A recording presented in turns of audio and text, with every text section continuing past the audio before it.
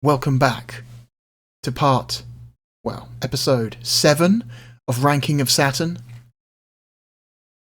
We have 18 games on the list, successfully ranked. And we have 3 more to go today. Will one of the games we look at in this episode be our new number 1? Who can say? Who can say? Probably not, but who can say? Anyway, I've got the first game ready in the console. Let me just hit that, and then hit that. First game we are looking at today is a first-person shooter. A first-person shooter that goes by the name of Robotica, Cybernation Revolt.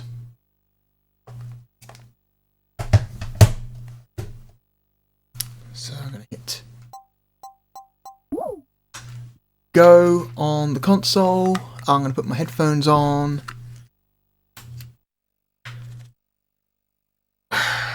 And we shall judge this software.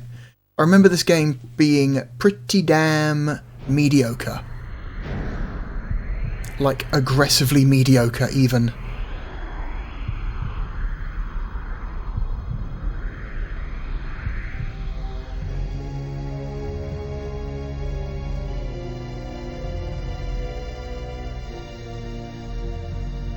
In the year 2077, the regional nation-state that had until then helped maintain world order on Earth collapsed, and in its wake, a planetary government emerged to rule over mankind. To resolve the disputes, riots, and struggles that periodically erupted around the globe, WSSS was formed, separate from regular government organizations. A core system for planetary control was established, not on Earth, but in space. It was referred to as the WSSS Central Control Fortress, Daedalus. Just rolls off the tongue. Daedalus was established, mankind lived in peace for 800 years. The global state system had been designed to unify mankind, but eventually, all those who could explain the original reason for its existence had disappeared. People don't keep records? Began to change. Some started to worship Daedalus. Others began to protest the notion of living under the restrictions of what they saw as an increasingly archaic system. Clashes began to occur with increasing frequency between these two groups, with Daedalus repeatedly trying to suppress them. On the surface, these were but minor conflicts. Underground terrorists from the reformist faction were arming and steadily growing in strength. Their first operation will be an attempt to destroy Daedalus itself.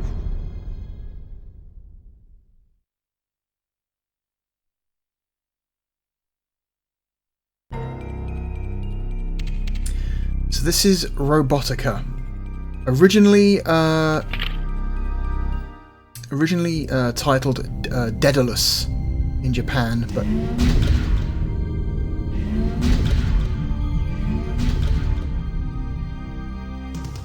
I think Daedalus is a cooler name, but sure, we'll go with Robotica.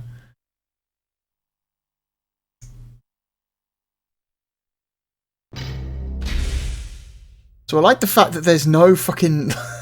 there's no main menu? Hang on. Is there really no main menu? Wait, did we really just go from title screen to gameplay? Hang on a second.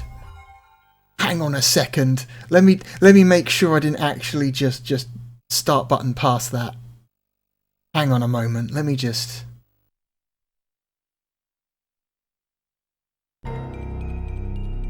Yeah, Robotica. Start button.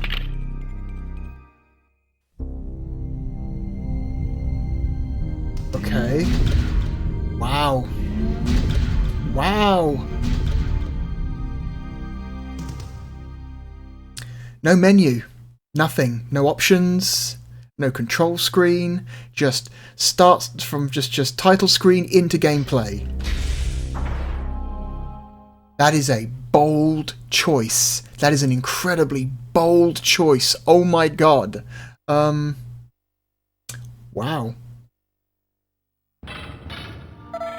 Hang on. What if I wanted to look at the... I mean, guess, yeah, we do... This is a game from the era of in-game manuals, so yeah, I guess if you wanted to look at the controls, you could just look at the manual. Vulcan, arm punch. Refresh, hoverjet.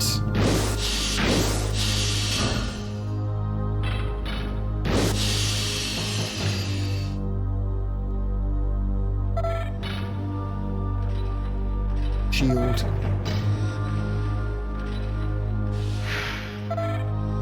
So we've got some kind of abilities in the lower left, and we've got our weapons equipped in the upper right. Okay, so C is attack, A is use whatever your sub-system is down here, B is just forwards, which is interesting.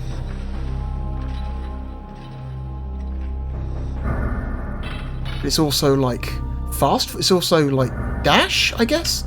Because holding B to move forwards moves you significantly faster than holding up on the D-pad. L and R are strafe, like they should be. X changes your subsystem.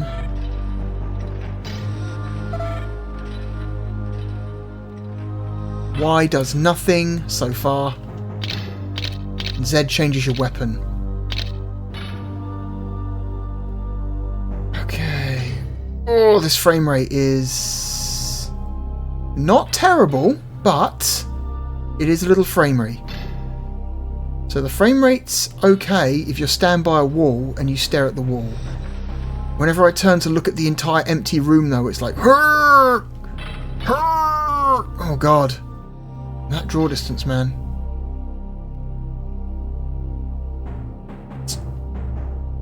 Okay, I mean the entire room is drawn, so I get the feeling it's only just all in.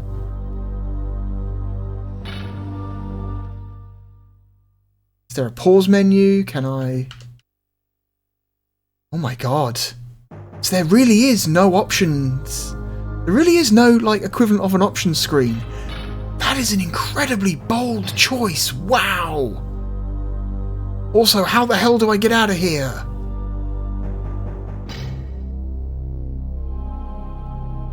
How the fuck do I get out of this room? Where's the door? Is this the door? Where's the door? Is it... Are you the door?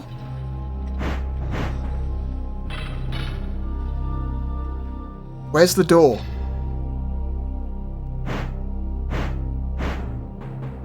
Uh-oh. Oh, okay. The door is hidden in the wall. That's not obvious at all. Wait, so is this a door? What the fuck? Oh. Yeah, these doors are not obvious. Wow. Okay. Are you a door? No? Interesting.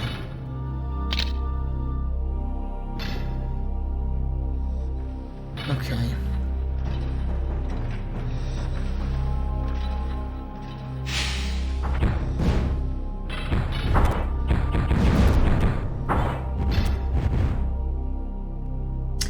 I'm not sure I like that shoot is the same button as open door. That's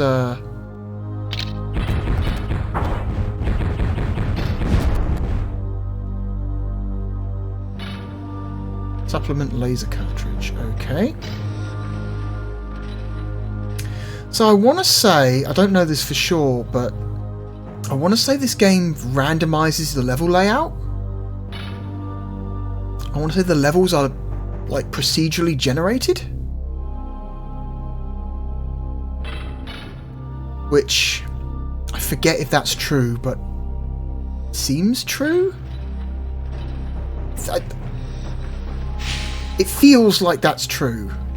Part of my brain says yes, that is in fact a true thing. It's been, like I said, most of my Saturn library has sat in storage for like 10 years. I probably haven't played this game in over 10 years, so memories are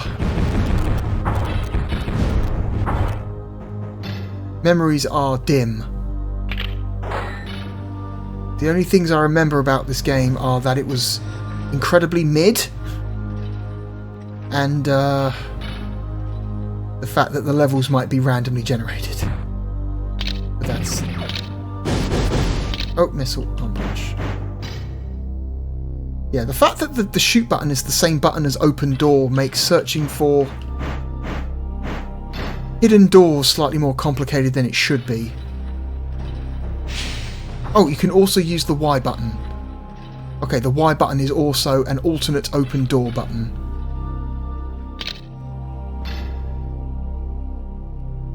Good to know.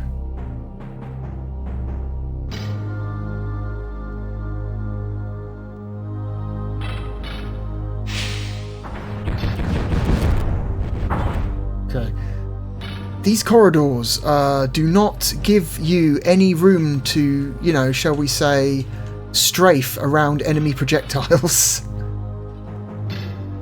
So if an enemy shoots at you down the corridor, you're probably just going to have to take the shot. Just take it. You found the gate key. Search for the exit gate. Okay. Frame rate chugging. Oh, the soundtrack just suddenly woke up.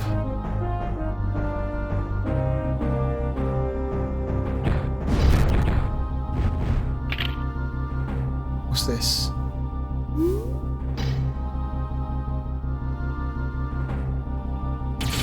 Whoop. So I'm going to assume that that is the exit gate, but I want to explore the rest of this level first.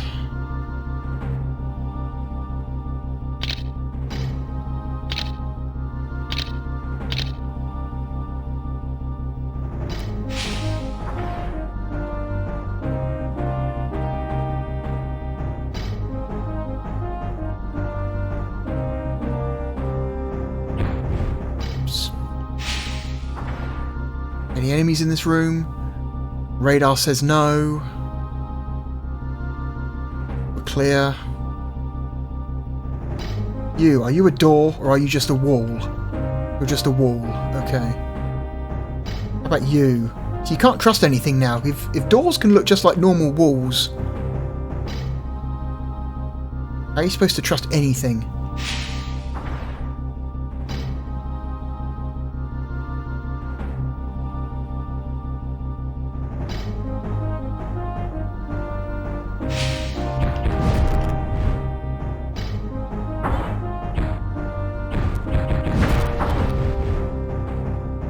Oh, there's two guys here too.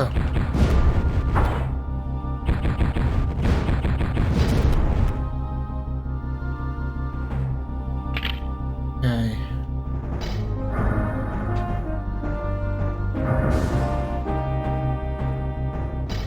Shield recovered. What is in this room? Do a sweep.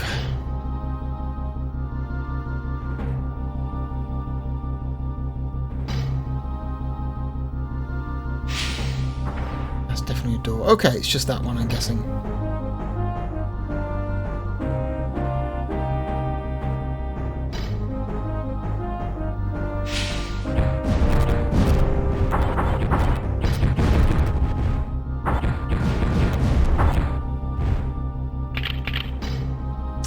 Yeah, these environments are very tight. That kind of limits your ability to avoid shit. Oh well, it's fine. So I can spend my subsystem battery down there with refresh to fill up my shield. Just blaze laser. Oh, okay.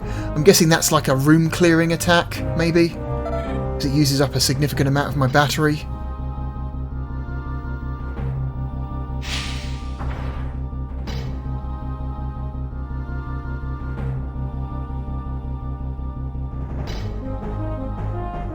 Oh, and this comes back to the starting room that we were in. Oh, that frame rate. Anytime it has to like render anything of like real, like anything substantial directly in front of you, the oh my god, the frame rate just tanks.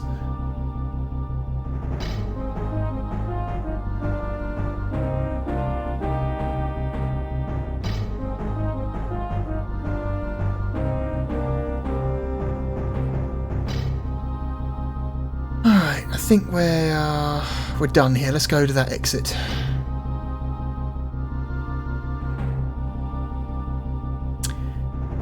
Oh, hello.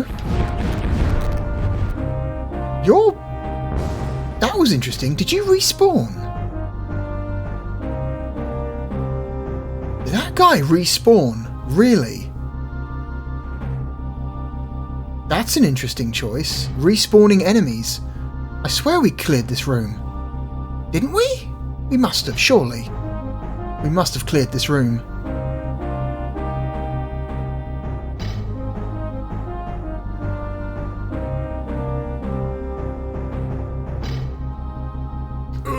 Oh, frame rate. You can do it. You can render this. Yeah, we've got respawning enemies. That's interesting. Wow, what an interesting choice. This makes exploring parts of the level less fun. Good job, game designers. Everyone likes respawning enemies. That's always a popular choice. Who wouldn't want respawning enemies? I can't fucking... Oh, hey, hang on. Hurry, bug sweepers will appear. What's this? It's a computer. I guess that's a way for you to get the map, but since we've already entirely filled out our map, that was pointless. Okay.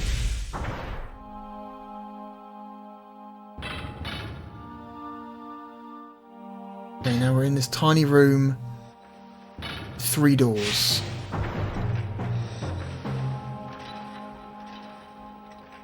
Okay, 2 enemies in the room ahead of us.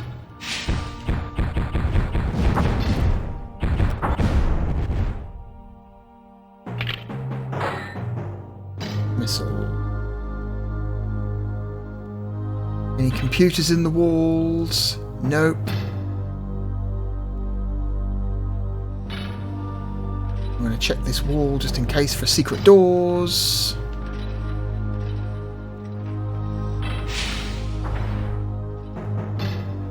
Oh my god, the frame rate is dying.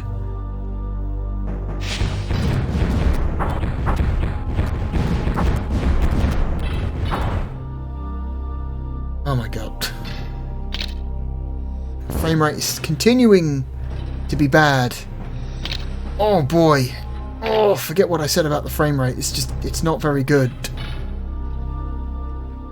I just want to turn. Thank you. No, that's not a... Wait. Oh, see, that's a hallway. Interesting.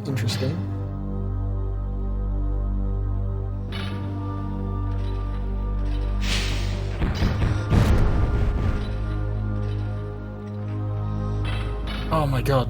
Ugh. Holy shit. Okay.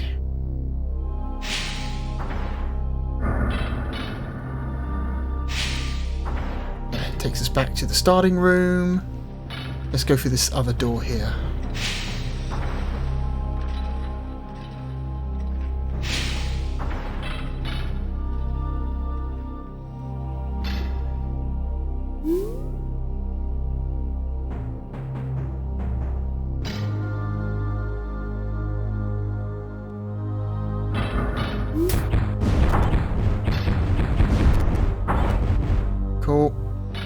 unable to avoid shots, so we'll just allow myself to get shot.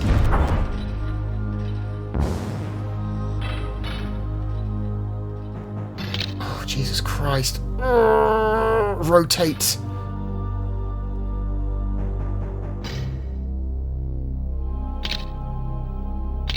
Let's try the missiles. Presuming the missiles are homing.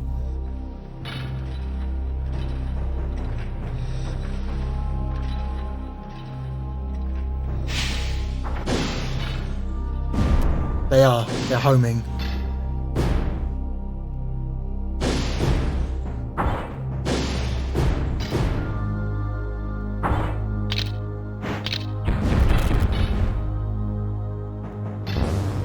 Okay. They're sort of homing? Kind of homing? Maybe? It's hard to tell.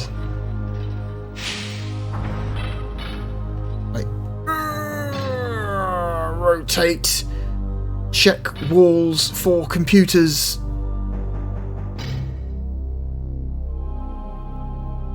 No computers in room. Open this to fill out the map. Let us know that there's a corridor there.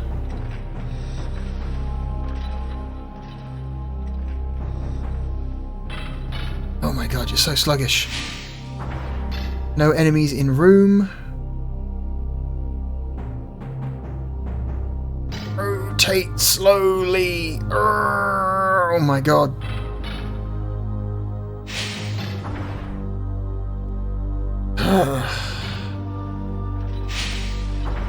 Takes us back north.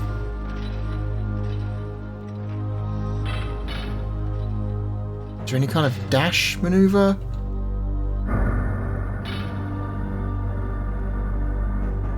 Okay, so you're holding down B, that is a dash, but it auto moves you forwards. But if you hold back or L or R, you do dash in those directions instead, it seems.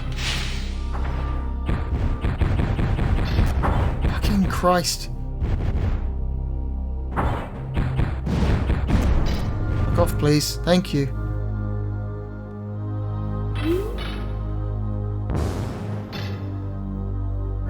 Alright, let's... How many fucking rooms are in this level? Seriously.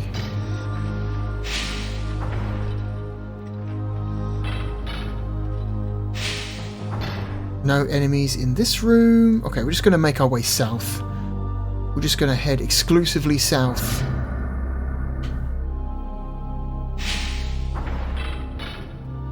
It seems like there's one enemy in the next room.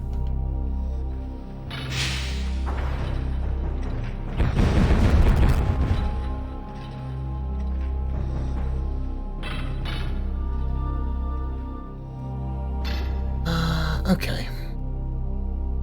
Head east.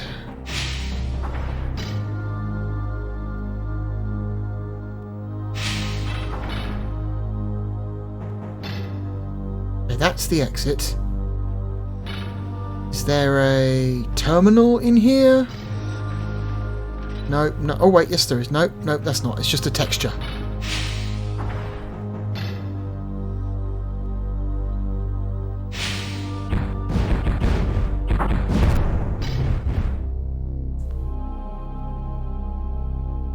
Key to escape. Okay, rotate. Pick up the key. Background music changes.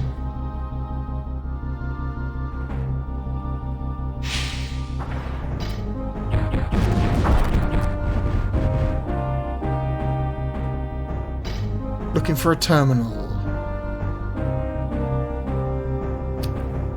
Who wants to bet it's going to be in the very last room we get to, making it pointless?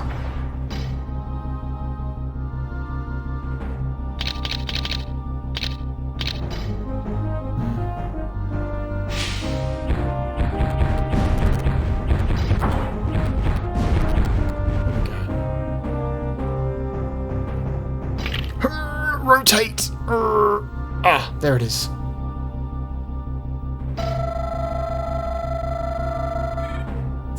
fills out our map.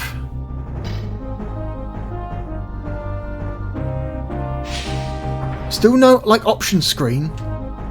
I think that's a very bold choice, even for a game of this era. No option screen is, Huh. Okay.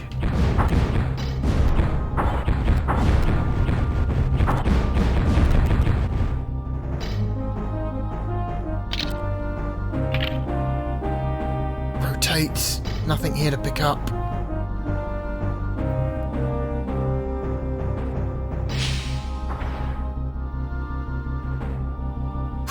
Maybe the game shouldn't be allowed to draw levels this complex, because then it just results in horrific frame rates the whole time.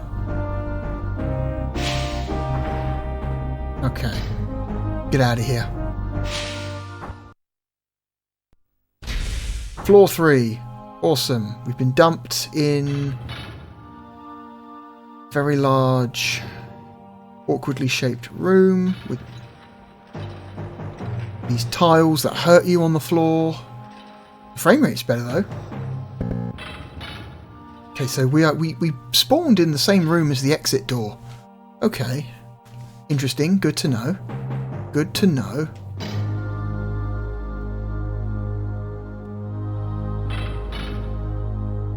Try this door here.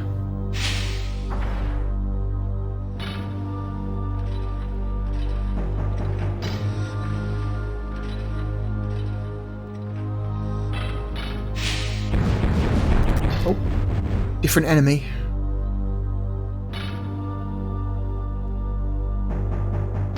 Grey squat guys. Oh look, here's the exit key. We can just end this level right now if we wanted to. Yeah, these levels must be procedurally generated. No human designed this level.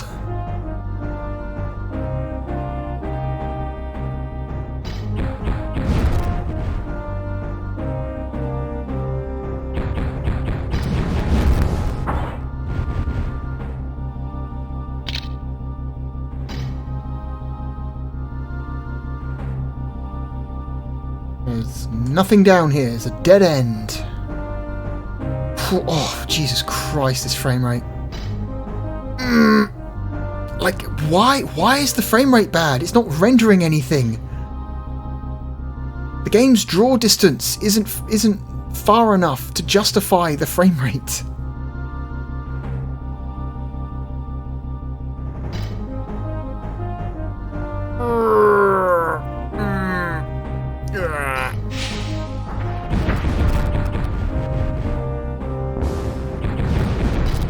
Okay, we've recovered battery. Sorry, generator energy. Oh man. So the computer terminal is ahead of us. But in order to use it, we have to step on these tiles that hurt us.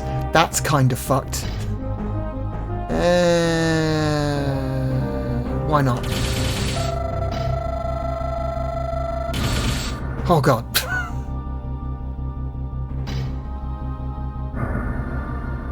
But now we can see what the level is.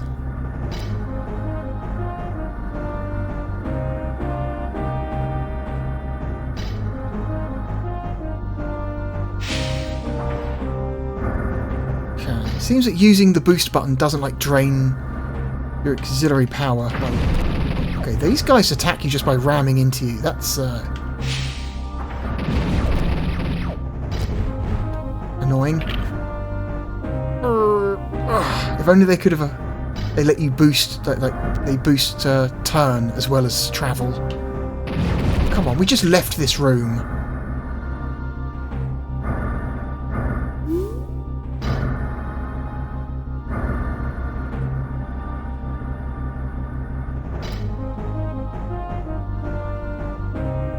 Any enemies? None within radar range. Big room. Big room.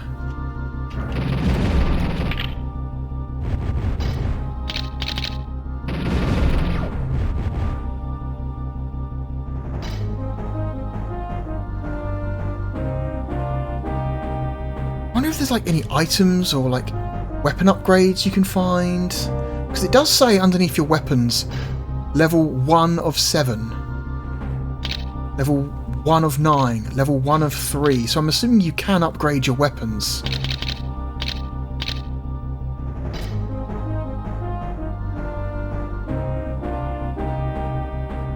So if the levels are procedurally generated and you can pick up upgrades for your weapons, does that technically make this game a roguelike?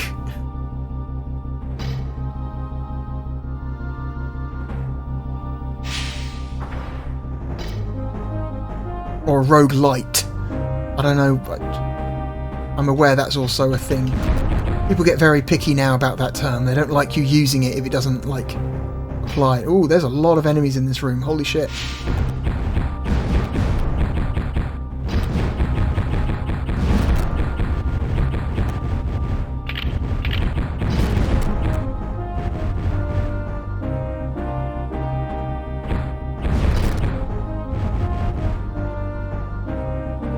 Where's this guy? Where is he?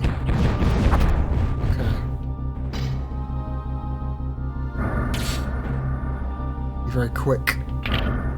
Another guy in the corner. More missiles, always good. Any items I'm missing? No. But there's an enemy trapped over there. Was coming down here worth it? Is there anything here for me to get? No. There's nothing here. Let me double check. Is a secret door? No. Another downside of procedurally generated levels is that you just have large, empty, pointless rooms and long hallways that go nowhere. Long corridors that go fucking nowhere and have nothing worthwhile at the end of them.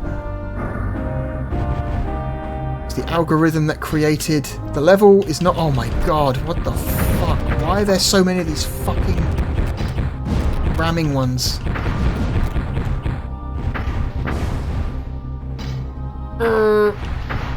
Fuck off!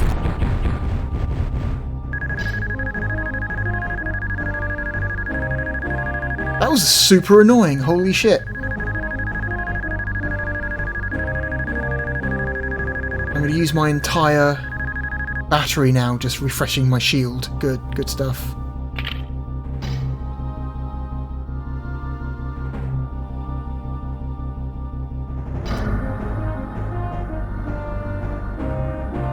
Yeah, the whole respawning enemy thing, not a good choice. Not a good choice. Oh, fucking Christ.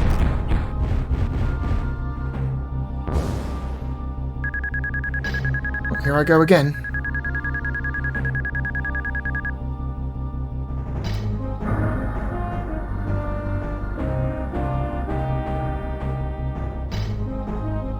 Who wants to bet there's probably an enemy in this room as well? No?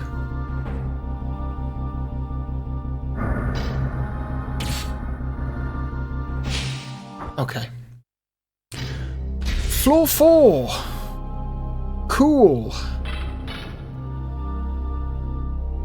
We've got one door, we've got two doors.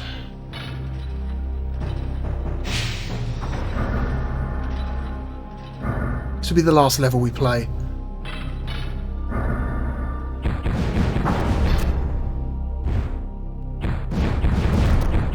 Also, how do you save your game? If there's no menu system, the computer terminals, all the computer terminals do is fill out your map. How is one supposed to save their game? Hey, this guy's animated. That's cool. Like the only enemy we've seen so far that actually like does anything except sit there and shoot at you or like rush towards you. Oh, good.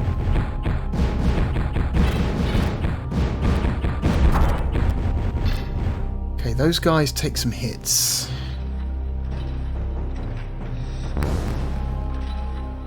Generator refill.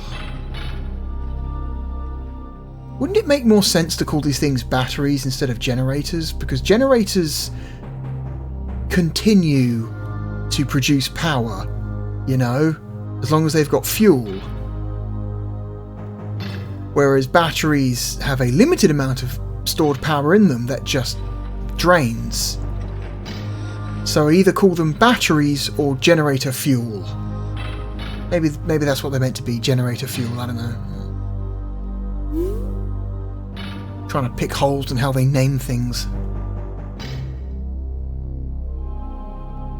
Ugh.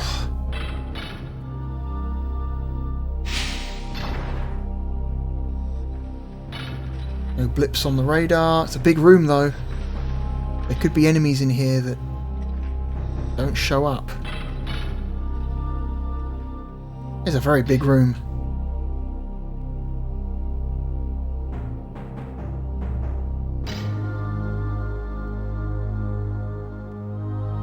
Okay, there's the exit.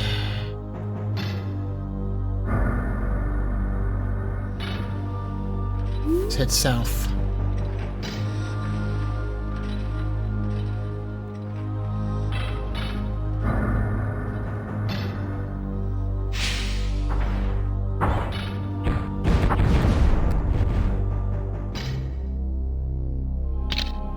There's the key. Check for a terminal. No terminals. Okay. Not pick up the key. So I'm wondering if picking up the key triggers the respawning enemies. Because the music does change when you pick up the key, and I wonder if that's also what causes enemies to start reappearing.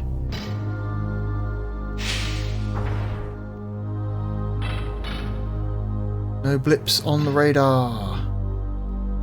Is there a terminal? No terminal. It takes me a fucking hour to turn 360 degrees.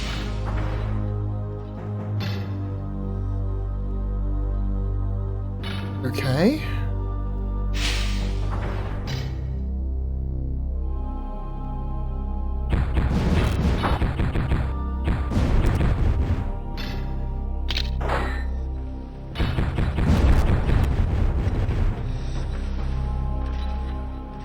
Okay.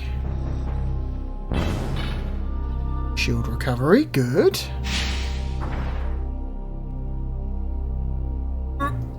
Get through the fucking door, please. Thank you so much.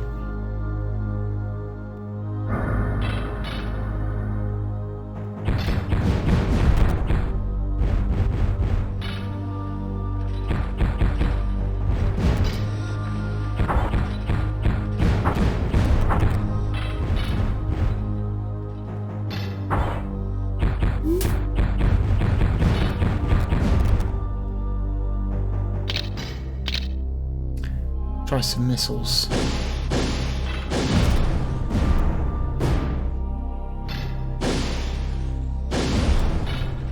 Okay. This room was heavily guarded. What is this on the floor? What does this do?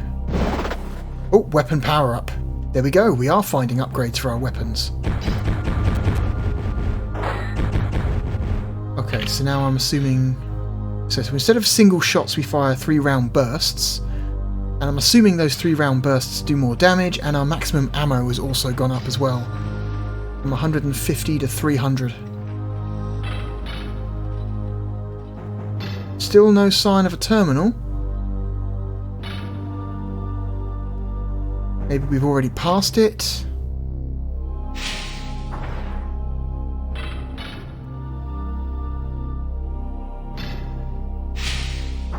No, enemies have started respawning, which means that, no, picking up the key does not activate respawning enemies. I'm not even going to bother exploring the rest of this level. I'm just going to go and get that key and get the fuck out. Yeah, our bullets do definitely seem to be more powerful.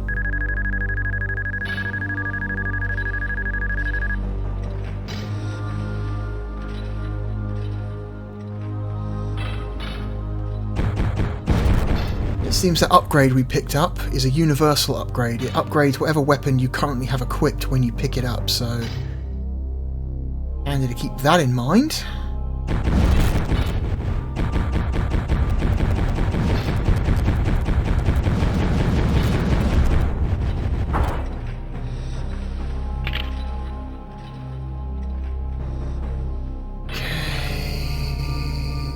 This way.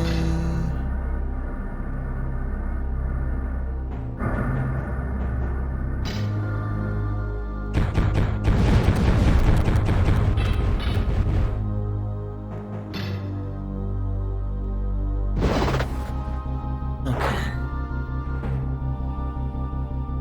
Get the fuck out of here.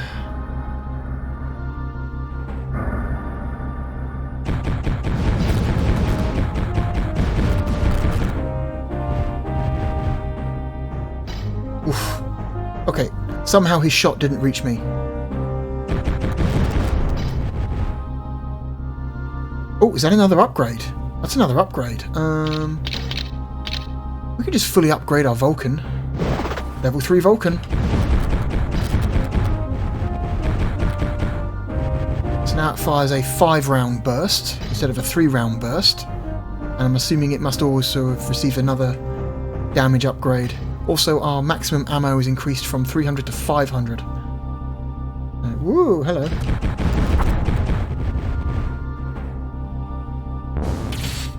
Shield recovery, thank you very much. Okay. Oh. What the fuck is this?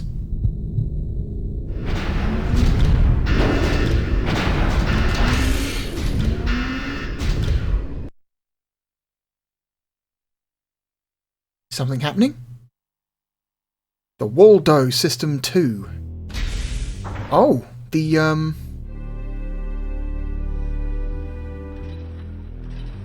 dark here. Search for the computer and turn on the light. Okay, a new mechanic.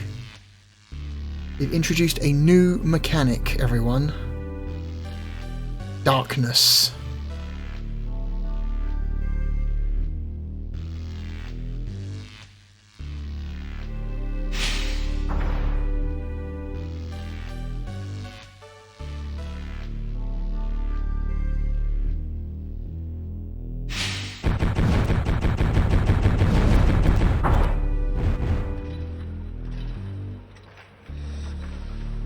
Adds an extra fun wrinkle to the combat, doesn't it?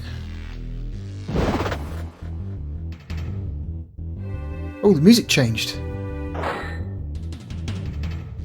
This music's funky.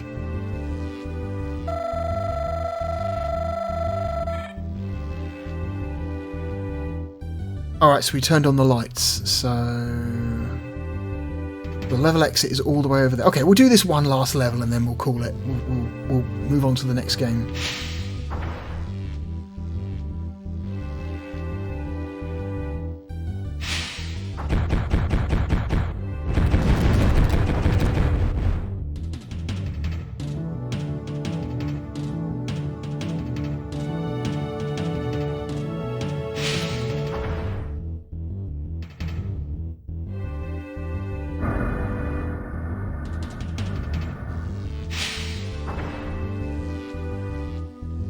Enemies beyond the draw distance. No, it's fine. Empty room.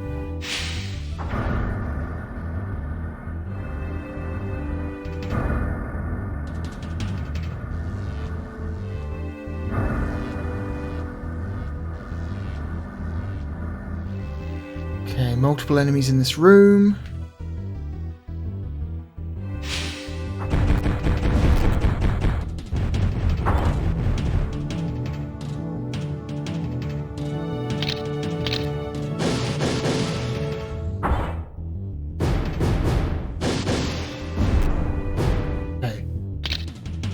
Taken care of.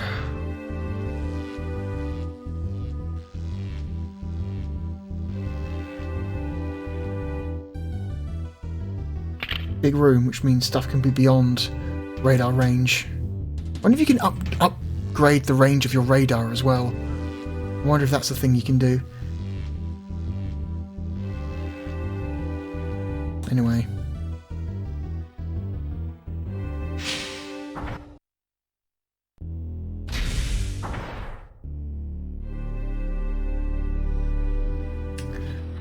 So I'm guessing the lights are technically on in this level, but it's still very dark. Anyway, that's enough. Yeah, it's, you know, Robotica, you are... Oh.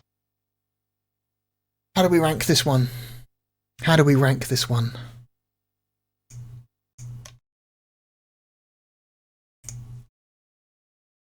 Robotica, Cybernation, Revolt. You know, it's like, it's a cool idea. A randomly generated, a first-person shooter that has randomly generated levels, or procedurally generated levels. That's a fine, okay concept, right? That concept is good if the core gameplay is fun and engaging. Robotica's core gameplay is just kind of, it's sub-Doom. It's sub-Doom 1. It's I would say it's even sub-Wolfenstein, you know? It's... You... From what I've seen, the level design is incredibly drab. All very, very samey looking environments.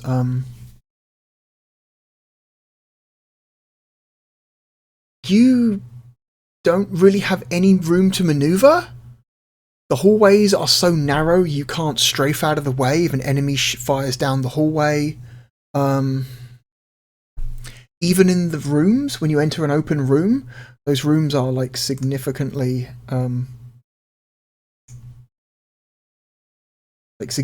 cramped, that you feel like you don't actually have a lot of space to strafe. You appear to have a massive hitbox.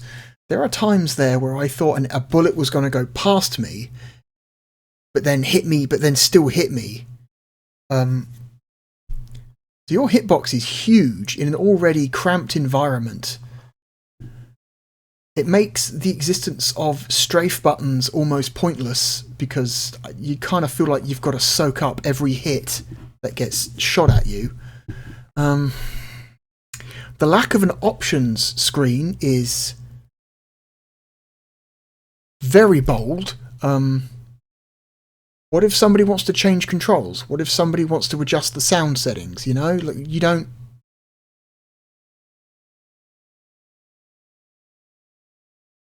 It's a very bold choice. I mean,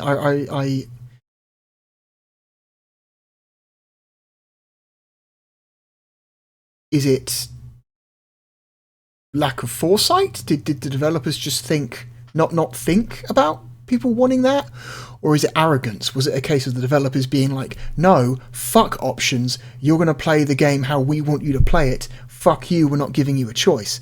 I hope it's not the latter, because if it's the latter, that's shitty. Yeah, it just seems like the core idea is fine, but it doesn't play well, it doesn't look good, the frame rate is pretty terrible. But it's not, like, aggressively bad.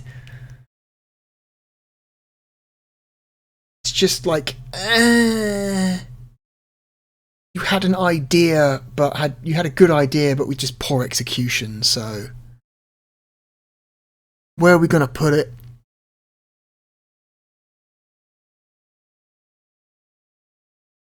I kind of want to put it somewhere here. In Digital Pinball / Clockwork Knight 2 territory.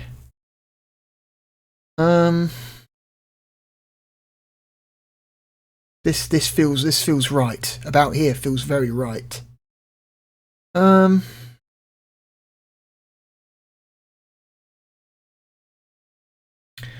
gonna say it's better than Digital Pinball, but not as good as Clockwork Knight 2. Robotica, Cybernation Revolt is our new number 15. Alright.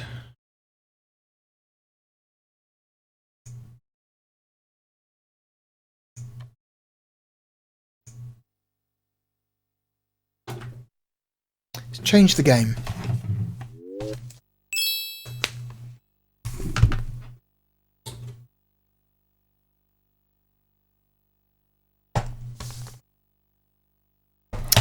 Okay, the next game we're going to look at is a unique one. It's the first one of its kind we've seen so far for the Saturn. And I want to say potentially one of the only, if not the only one of its kind for the system. I don't know, so I suspect we may have seen some more games from this genre that didn't leave Japan, but I cannot say for sure. This game is a business sim, by the way. Business management sim.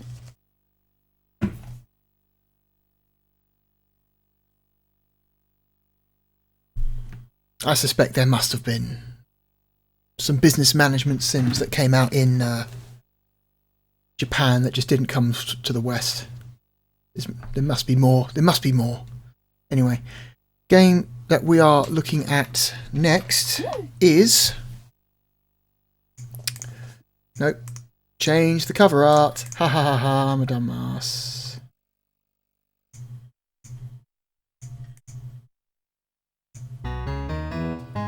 Theme Park by Bullfrog.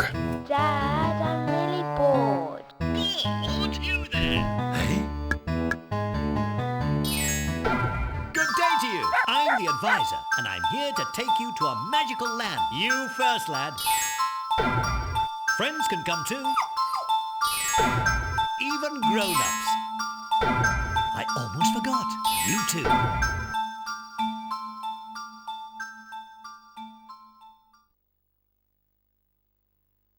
Go!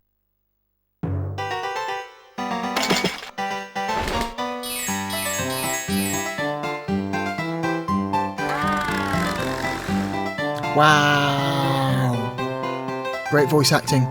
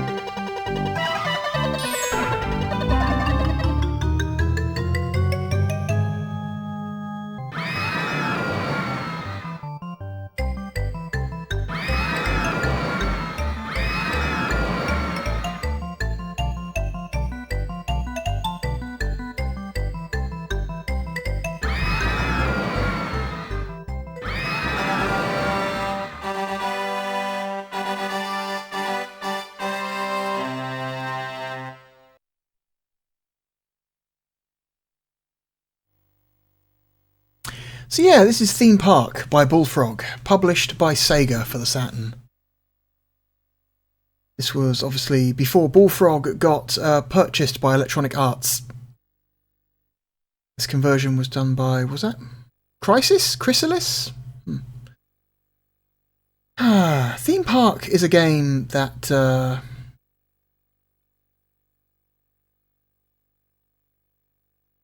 was, at least in Europe, fucking huge. Originally came out in 1994 for the Commodore Amiga. This game got ported... Yeah, it says 1995 copyright up there, but that's just the Saturn version. But yeah, this game got ported to fucking everything, at least in Europe. I don't know how many of these ports came out overseas, but yeah. Theme Park came to the Amiga CD32, 3DO, the FM Towns, which is a Japanese microcomputer, the Mega Drive, the Atari Jaguar, the Macintosh, MS-DOS, the NEC PC-98, which is another Japanese microcomputer, the PlayStation, the Sega Mega CD, the Super Nintendo, and the Nintendo DS, which I imagine was the final port. Yeah, this game got around. It was horribly overshadowed a couple years later by the original Roller Coaster Tycoon. When did Roller Coaster Tycoon come out? Hang on.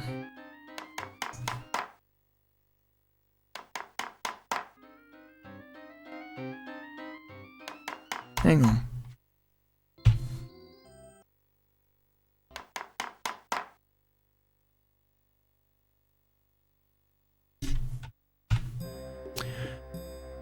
Original Roller Coaster Tycoon.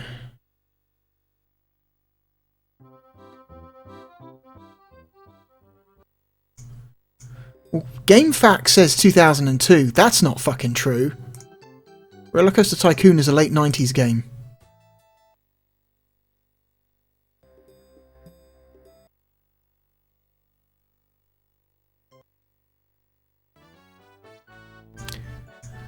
Wikipedia, where are you? Yeah, 1999. So, but I mean, this is I'm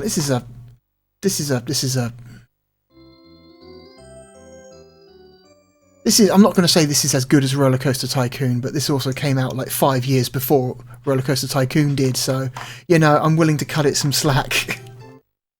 Anyway.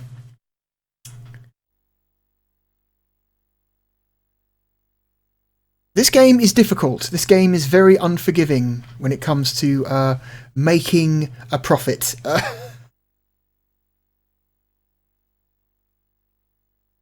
Down options, screen, see, language, credits, see intro again, continue game, load game. Set up a new theme park. C and A do nothing. Guessing it's start, yeah. So because this game is very hard and unforgiving, I'm going to use cheats.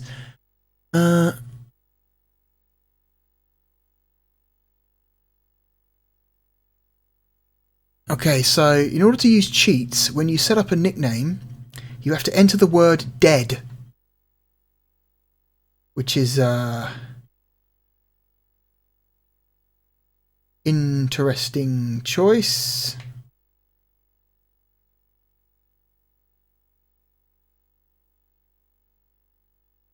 Yeah. Nickname is dead. My name.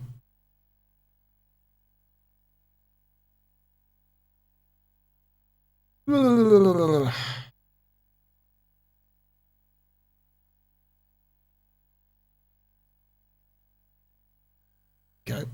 Park name. Oh my god. What should we call this? Let's call it Blue Land. Fuck it. No, wait. I got a better idea.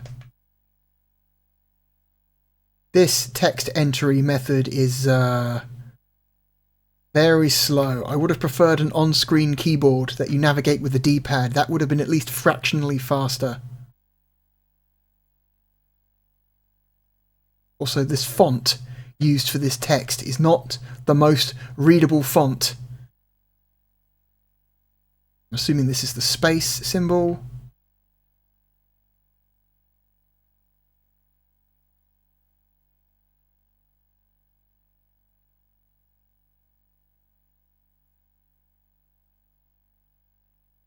Dragonland. Sim level. Sandbox. Sim and full. I wonder what the difference is. Sandbox, which I guess is just free. It's like, hey, you can just kind of build whatever you want. Money's not that important. Sim and full. Average mood of the park visitors. Happy, average, or fussy? Let's have average. Start level. Tell you what, let's just go full cheap. Let's just go. Tell you what, no, let's go medium. Opponents, no opponents. By opponents, it means business rivals. Opponent level easy. First game. Let's just say yes, so we see what the advisor has to say. So, where are we going to pick? Here's the thing. Starting anywhere except the United Kingdom for your first park is dumb because everywhere else costs more money than you actually have. At least I think. I don't think you start with actually that much money. Whereas you start off with free land in the United Kingdom, so... Local population, 55 million. Medium population, 150 million. Long-term population, 300 million. Inflation rate, 5.8. Interest rate, 6.8. So, while I will say that Roller Coaster Tycoon is better at the actual park construction stuff, the part where you actually build and design the rides is way better, looks way better, and is way more fleshed out than Theme Park. Theme Park is a better business simulator. Emphasis on the word business. The part where you actually build and design the park is secondary to running the park. Whereas in Roller Coaster Tycoon, that is flipped. Roller Coaster Tycoon is more of a park designer than an actual business simulator. What is this? We've got no vendetta, no reputation, no rides, no shops, no staff, no people. So this game does let you maintain more than one park at a time, which is interesting. Okay. So this is the advisor, the guy on the bottom left. He will come up from time to time to give you advice on how to do things, and he'll tell you like important information, like if your the entry price to your park is too expensive or too cheap, he'll let you know. So we got.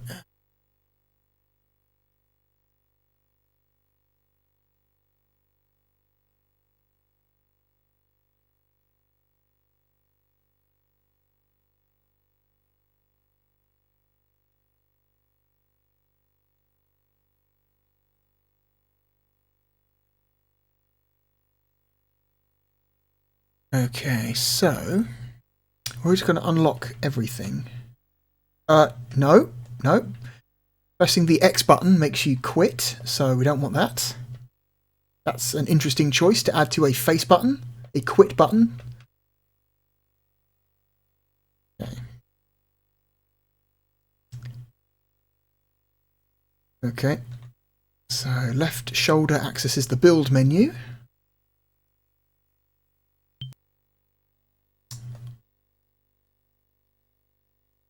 Lay a path by clicking with the button and joining the two flashing squares.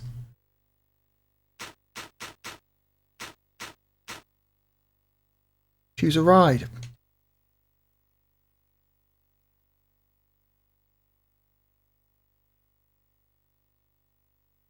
On the ride icon. Click a button on the bouncy castle. Place the bouncy castle where it flashes. Now we've got to place the entrance. Place the entrance here. Place the exit here. Now we need a queue.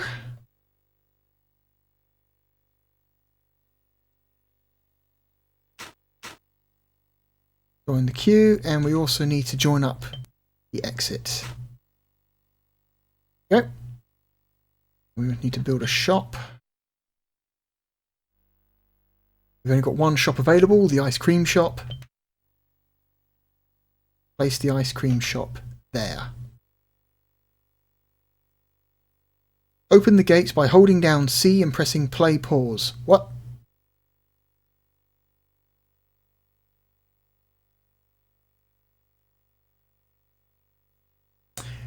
You mean the start button. When he says press play pause, he means the start button. Now, the reason that's confusing is because there is literally a button on the Saturn controller labelled play pause. It's the Z button.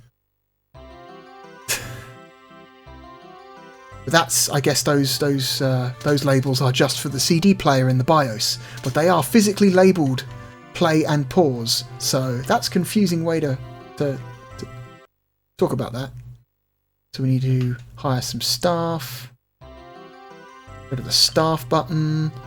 Hire an entertainer. Sharkman. Oops.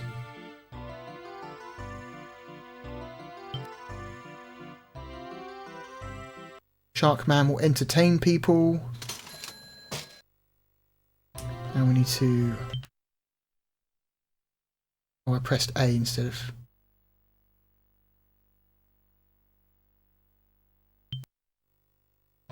Hang on. Okay, so B opens up a quick menu, whereas A goes to like a full screen menu. Let's hire the handyman to clean up the shit. Now I need a repairman.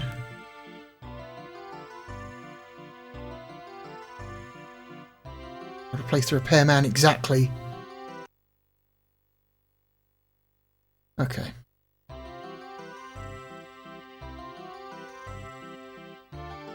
This is finances. This is, I believe, visitor.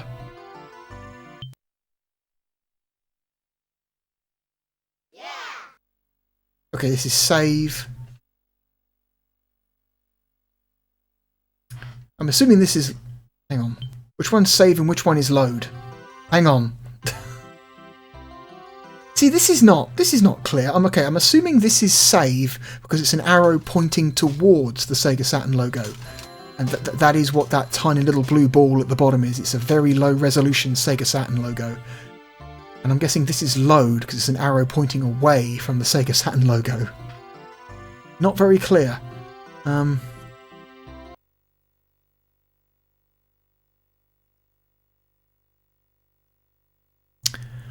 So according to this, go to the hold the left shift button, go to the ride purchase menu and press XYZ ABC. I'm assuming while holding down shift. Fuck, this is difficult. XYZ ABC. Nope.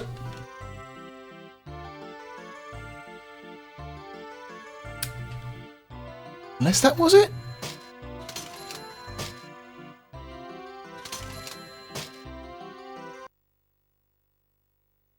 This is not clear at all.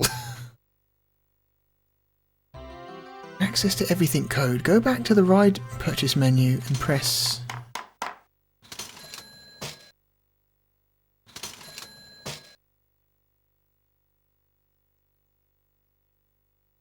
Anytime during gameplay, hold A, B and C to receive more money. Okay.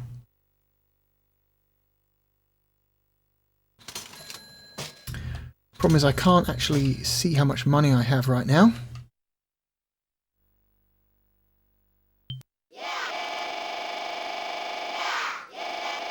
Well, if I hold down A, B and C I get this weird continuing noise, so I'm assuming that's working. Yeah, I have 99. Yeah, look at that. I have 2,538,025. Yeah, that was okay. That cheat works. So GameFAQs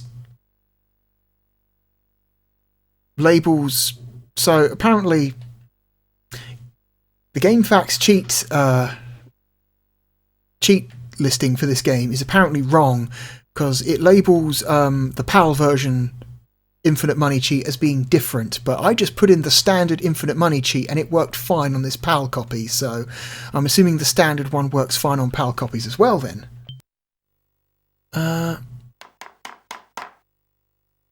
So now I think we should also...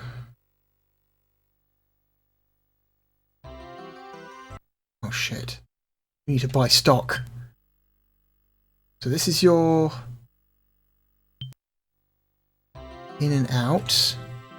How do we buy stock? We need to buy stock. Oh god. Rides, shops, park details. Here we go. Aha! Right, so yeah, we need to buy stock. This is something else that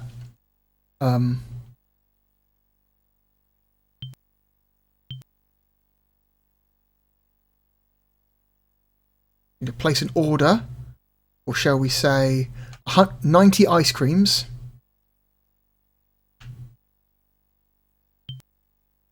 There we go. So we need to order stock for our shops, and as well as delivery takes time, so there's delivery time for the stock. So you've got to take that into account. So that won't arrive here for a little while. Let's build some more shit.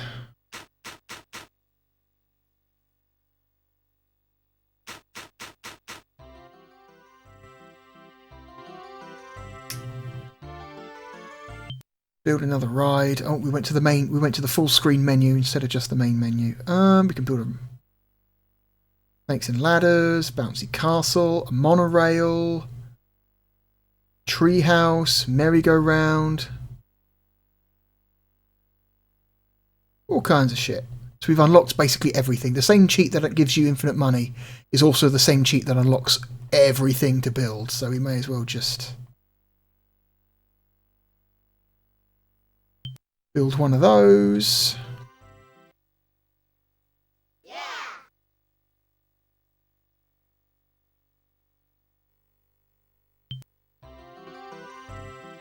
Oh shit.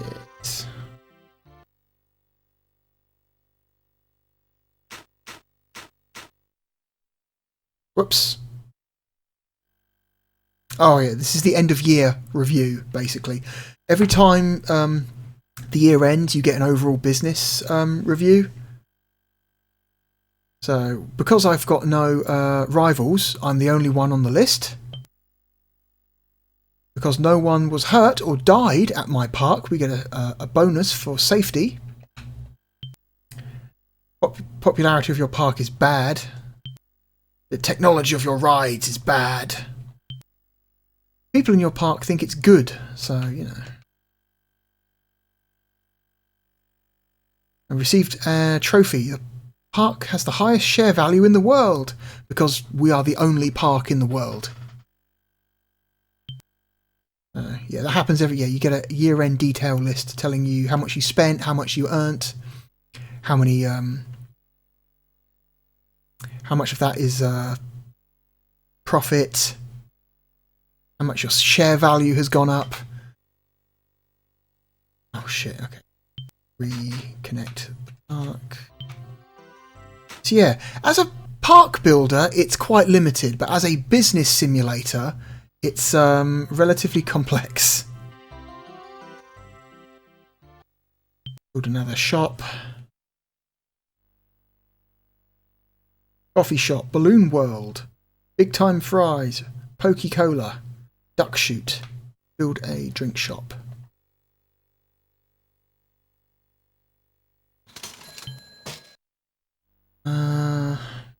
Burger shop. Another ride.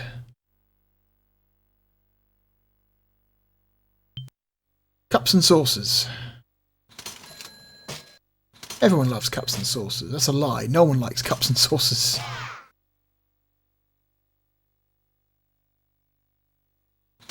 There. Stick that there. Connect the exit. Connect the queue. Okay. Maintenance man is repairing the bouncy castle again.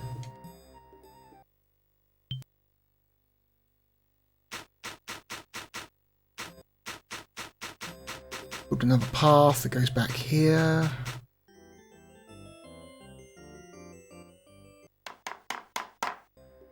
Build another ride back here. Tell you what, let's build build a roller coaster. Clown show. Build a clown show. So the clown show has a set entrance and exit, so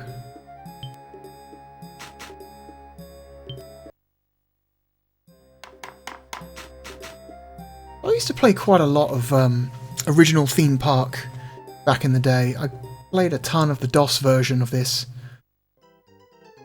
I played a ton of the DOS version of this, but long after it came out in like 97 and 98, so just before Roller Coaster Tycoon came out, I managed to get I think it was like an EA Classics copy. It was the version that came in like a dark blue box with a miniature image of the original box art in the middle of it, in that way that a lot of like classic re-release box art looks just bad. I played the shit out of it because I was generally was quite a big fan of Bullfrog's games, at least for a while. I kind of got into them mainly because of stuff like Theme Hospital. I'm a fucking huge mark for Theme Hospital. I'll play the shit out of some Theme Hospital if you let me. An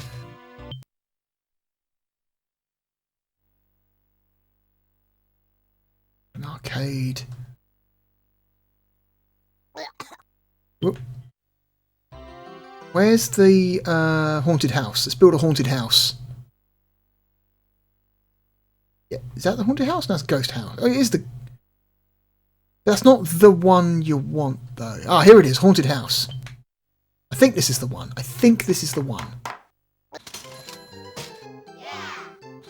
You can just put this right up to the path and then just position the exit along the path so you don't actually have to build a separate path just for the exit. And let's build a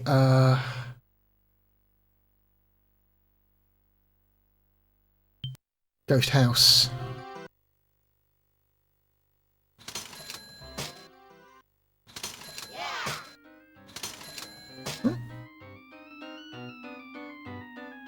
The more spooky rides, the better.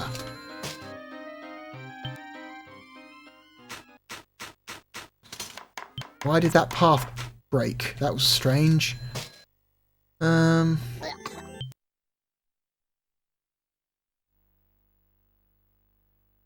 So here's the thing. The game doesn't tell you this, but you really need to build toilets. Toilets are important. I'm surprised the tutorial didn't teach you about building toilets, because they are ultra important. You need to make sure that your guests can go for a shit if they need to. I'm going to hire another handyman. Handle this rubbish. We're getting quite busy now.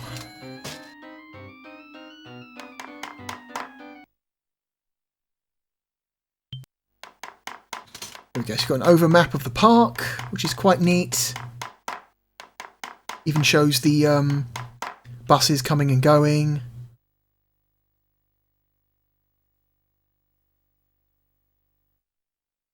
So we really need to actually order some stock, because it's been a while since we ordered stock. Need to order some ice cream.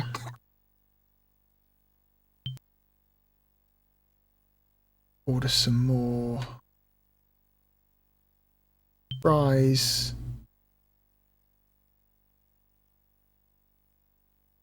Order some drinks.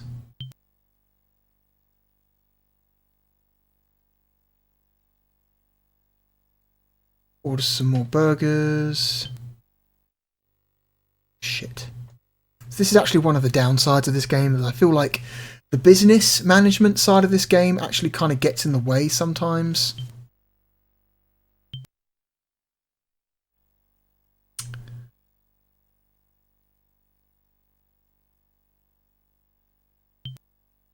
Yeah.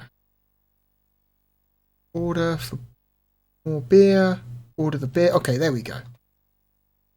Select the tab. Then increase the order.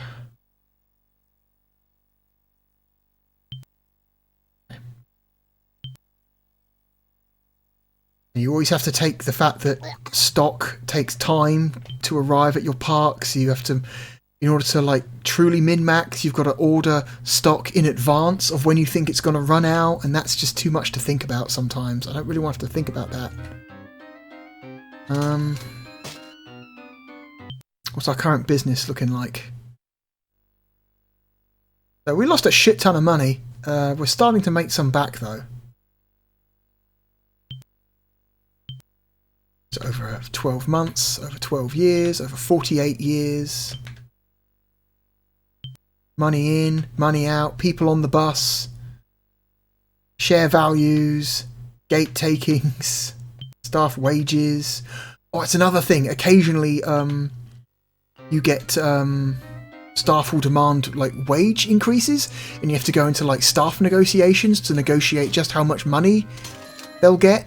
And if you don't, and the wage negotiations have like a time limit, and if you don't successfully negotiate a wage increase with your staff in a certain amount of time, the staff go on strike. There's so much. It's in terms of like the business simulation. This game's really actually surprisingly complicated. And so it's actually kind of cool.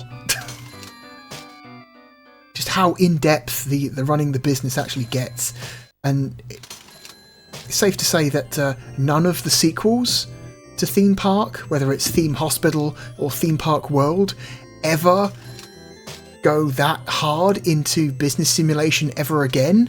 Because I think what happened is they realised that like a lot of people play these games just to design the park or design the hospital and stuff like that.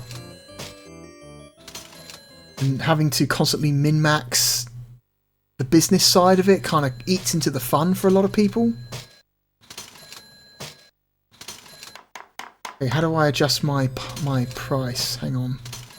I think the ticket prices. No. So pressing B on this takes you straight to the stock.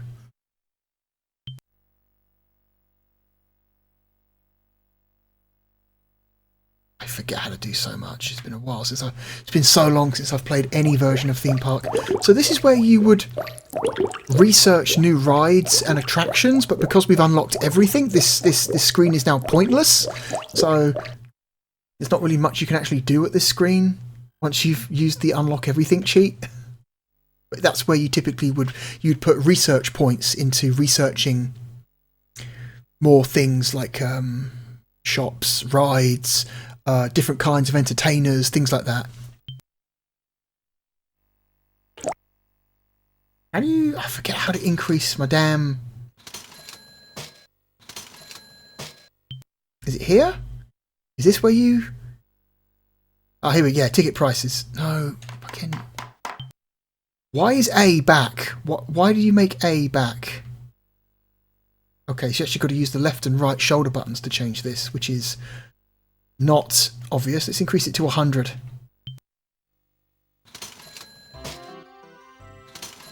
Okay, there is a way, I believe.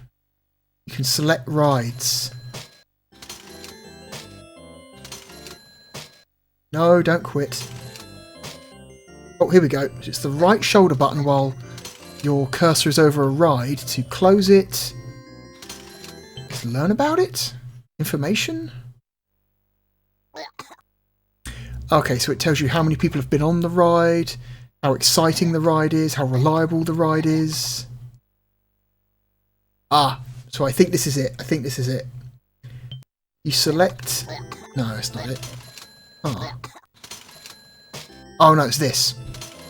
So certain rides have like FMVs attached to them, which is like an interesting idea. We play a little video of like what is supposedly what it's like to ride this ride.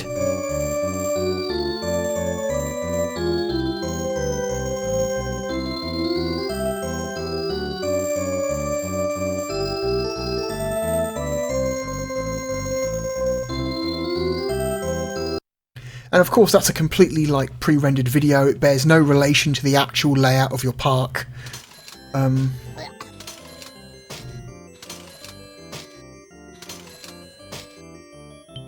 What's this? You can actually...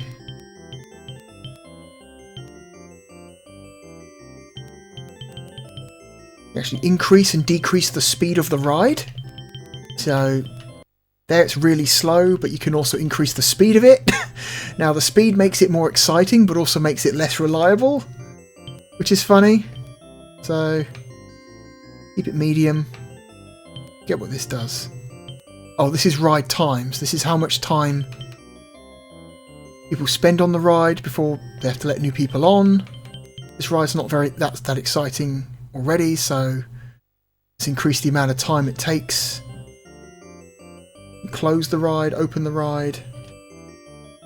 There's a lot. Let's look at some of these videos.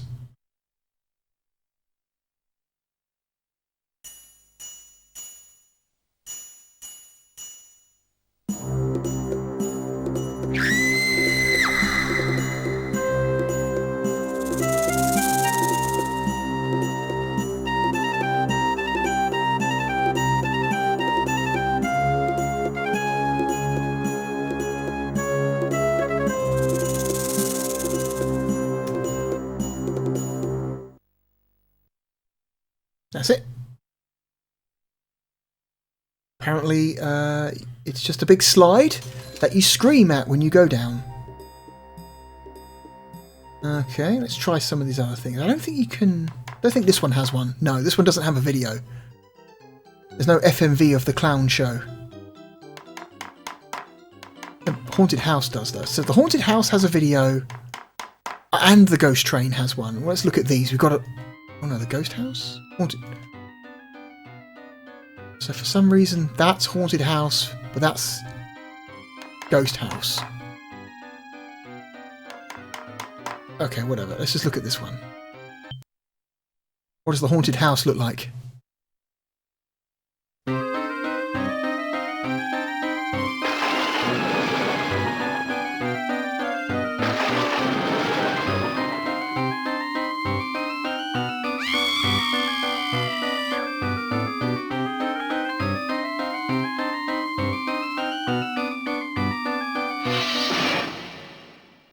Oh, and apparently we kill the people when they go in. Alright, that's interesting.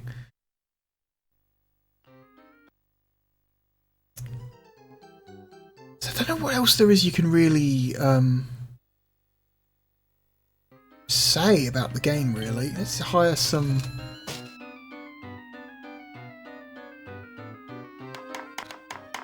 more entertainers.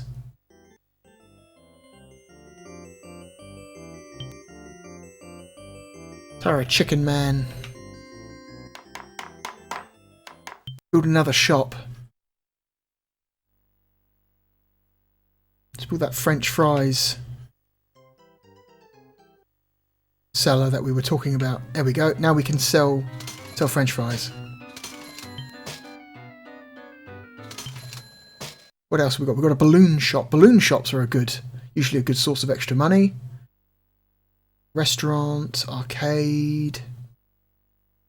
Yeah, the balloon shop. Here we go.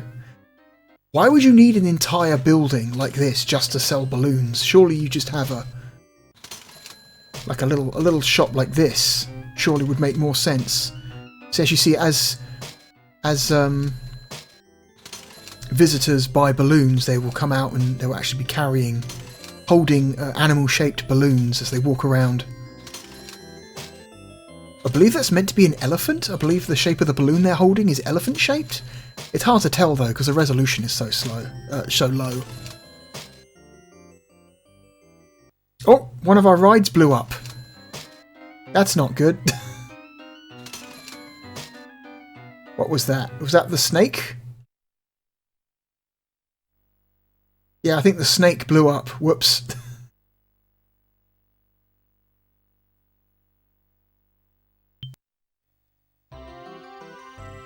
Also, I don't think you can actually build anything on that ground anymore. I want to say, if something blows up, you can't actually build where it has rocks. Like, rocks is unbuildable terrain. Yep, that's correct.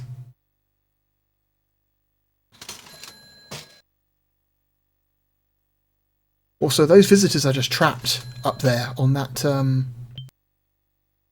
path. There we go. We've reconnected so they can get out. Let's build another ride.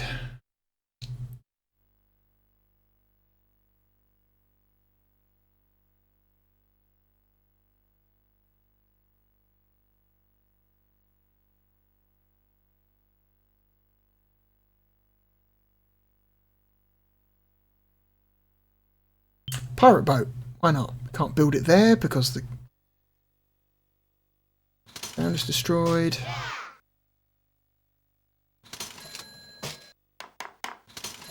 Build a queue.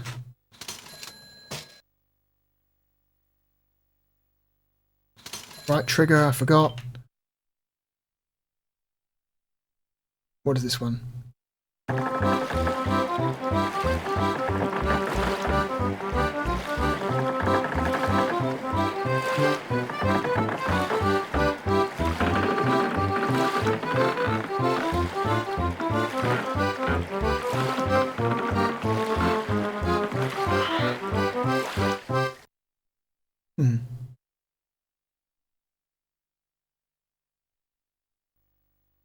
Yeah, I like the original theme park quite a bit. It is a flawed game, like I said. I feel like it while, you know, it is a very, it clearly prioritizes the actual running of the business part of the game more than the designing of the park part of the game, which, when you're a 10-year-old, like I was when I played this for the first time, kind of gets in the way of the fun a little bit, because you don't want to have to constantly spend all your time micromanaging, share price, ordering stock and food, negotiating staff wages, stuff like that.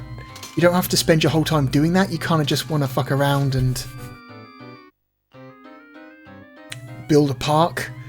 But, you know, so I would just cheat all the time while playing this. The sequel to this, Theme Park World, is, I think, overall a much better game. And much more, like, friendly to people who just kind of want to spend their whole time just building and designing a park. So yeah, the sequel, Theme Park World, is a much better game. But also harder to play. It's very difficult to find a good way to play Theme Park World these days, because the PC version is not for sale anywhere. An old physical copy of Theme Park World does not run correctly, if at all, on modern operating systems. That game has a lot of weirdly, like, demanding requirements for, like PCs that it'll run on. Like, even if you're running on like an error-appropriate operating system, it might not work correctly unless that PC is equipped with a more specific kind of video card. You know, so say you're running like a Windows 98, but you've got a video card from like 2004, which is a thing. There were drivers for Windows 98 machines for video cards that came out in 2004. Theme Park World might not run anyway because the video card is too new. It's very strange and frustrating. You might think, well then, why not a console port? There were two console ports of Theme Park World. There was the PS2 version, which is shit. It was handled. It wasn't handled by Bullfrog, so it's just it's kind of fucked up and weird. It's got really like horrific load times. Also, it's something about the tone of the game is off. You got the PS1 version, which was handled by Bullfrog, so it's got like, it's much more better optimized, but then it's a PS1 game, so it kind of looks like shit. Really, you want to play the PC version, right? But the PC version is the hard one to get running. So it's a difficult game to just play these days, which is a shame. Anyway, what am I doing? I think we've seen enough of this game. We've played enough of Theme Park for the Sega Saturn to get a good sense of where it belongs on the list, I believe. Whoops, wrong. There we go. So, where does Theme Park for the Sega Saturn fit? I think overall it's a good port. I think it's a good port.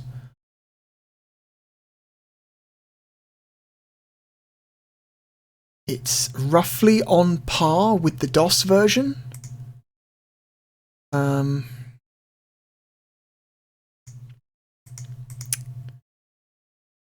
So the difference between, so the DOS version is, I think, overall the best version to play because it's the most performant.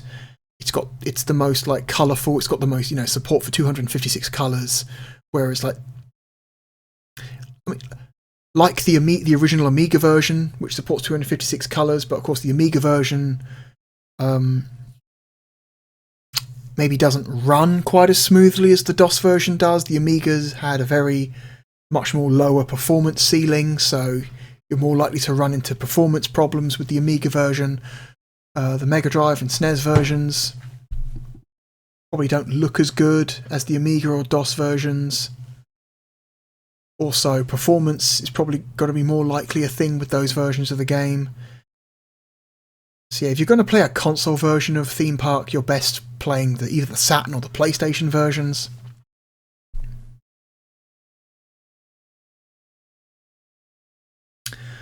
I'm going to say it's better than the Saturn version of Myst.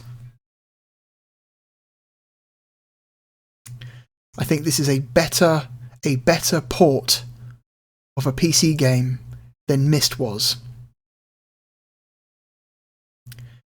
You generally got the sense that Bullfrog took their console ports seriously, or at least the console ports that they handled or were closely, involved with. I don't think there's a single... actually, that's not true. I was going to say that there's not a single bad Bullfrog port on the Saturn, but that's not true. High Octane exists. High Octane is a bad port of a Bullfrog game.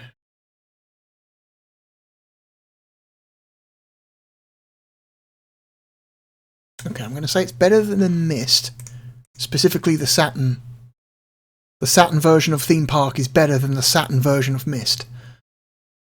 Overall, I think Myst is a better game than Theme Park, but we're talking specifically about Saturn versions here. I think it's better. Personally, I like it more than NHL All-Star Hockey. But that's only because I don't give a shit about ice hockey. I think it's better than Pebble Beach. I think it's better than Street Fighter the movie.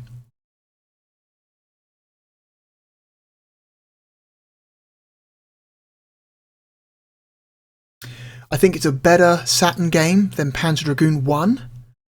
And I think it's a better Saturn game than both versions of Virtua Fighter 1. I think it's a better Saturn game than... hang on.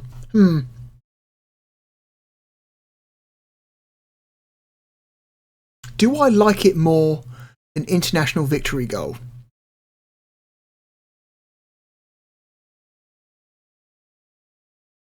Yes, I like it more than International Victory Goal. I think I also like it more than Daytona USA. If Daytona USA had a better frame rate and was more easy to control, maybe I wouldn't think that. But do I like it more than Parodius?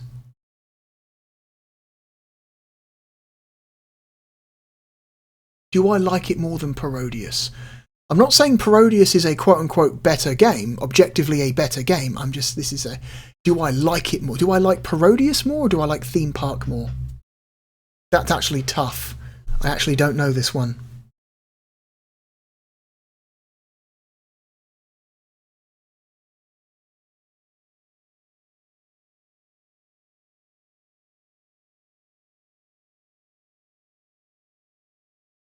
No.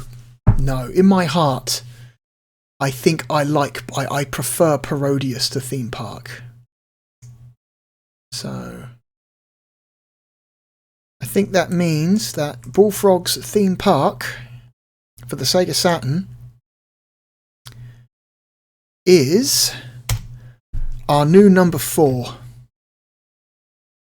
Congratulations to Theme Park for being a top 5 Sega Saturn game in Europe. Specifically Europe versions. I need to keep stressing that because there's always a chance that someone watches this video who hasn't watched any of the previous videos and doesn't understand the context for this list. That it is limited purely to European releases, and it is an entirely emotional list. This is not me saying, this is not an objective list, this is an emotional list. This is a list based entirely upon how I personally feel, you know. So someone might come in here and think, what the fuck? Why is Panzer Dragoon all the way down in number 9? Are you fucking insane? But that's because I don't actually have that much emotional attachment to Panzer Dragoon 1. That's why it's all the way down in number 9. So keep that in mind as this series goes on. This is a purely emotional order. This is not science. This is not a list of science. This is not an objective list based on, you know, objective reasoning. This is purely emotional reasoning, and I'm okay with that. Deal with it.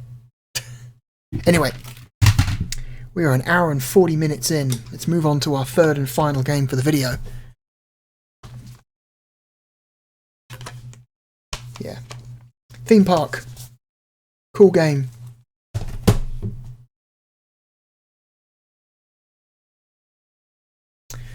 So let's move on to our third and final game.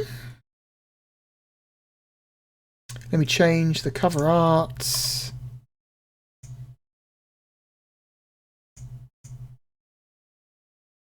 Okay, the cover art has been changed.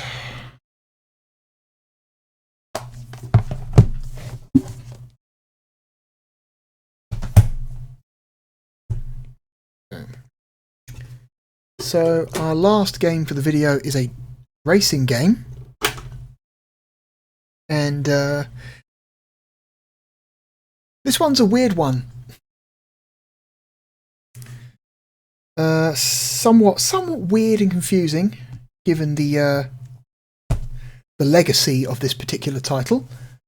But the game we are going to play next is Time Warner Interactive's Virtua Racing.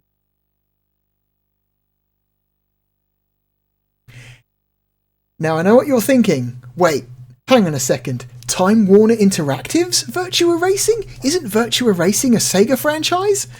And yes it is. But for some very confusing reason,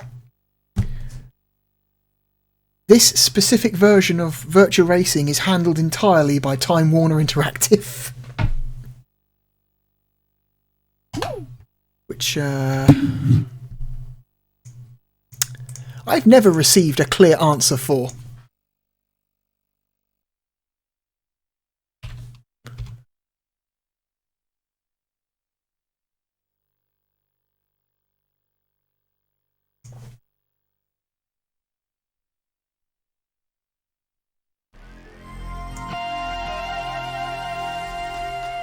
There it is, Time Warner Interactive's Virtua Racing. It's part of the title. The trademark of Sega, copyright Sega, licensed to Time Warner Interactive for play on the Sega Saturn. So yeah, so this is weird, right? It's a Sega franchise, but Sega didn't make this game. Instead, Time Warner Interactive licensed Sega's own franchise from them, so they themselves could port it to Sega's own platform. What? Excuse me? Okay. That's a weird one.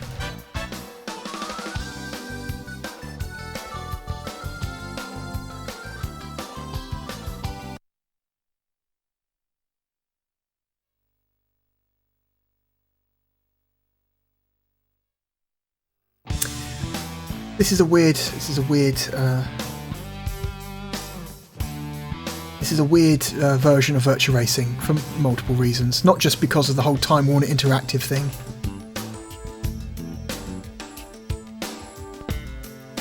Watch mode. If you just want to have AI race for you, so you could watch it. This game supports up to 2 players. So 4 difficulty settings. The game defaults to easy, which is always a good sign. Oh yeah, look at that stretch. Gear shifting, cockpit view, follow view, float view, excel, brake, fly. So it's the same controls as Virtua Racing for the Mega Drive and 32X. You can also reconfigure your controls if you want to. Sound test, that sounds cool. Okay.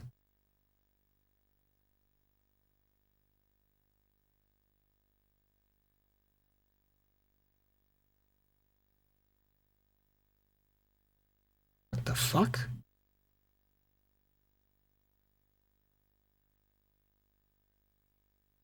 Load play. Down 3, nothing. Huh. Weird.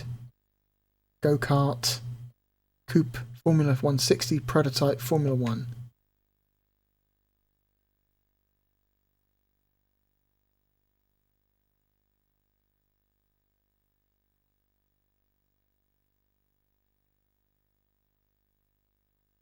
Engine up, engine down? What?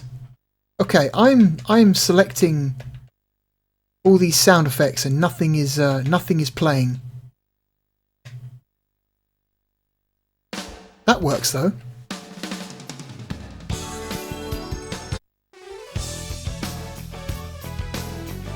There it is. There's that music. There's that Virtua Racing theme song. Not a very good version of it. I think the 32X version of the theme song is still the best version of the theme song. That's pretty good though. This version of this song is actually pretty good.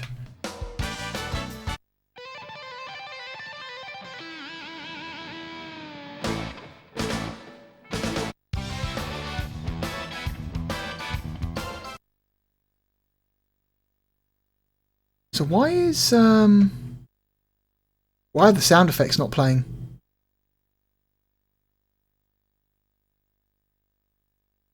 That's weird. Don't quite understand how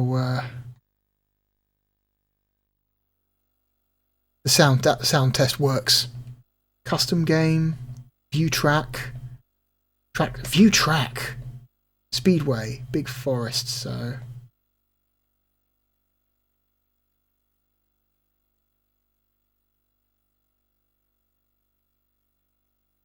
okay, I think all right.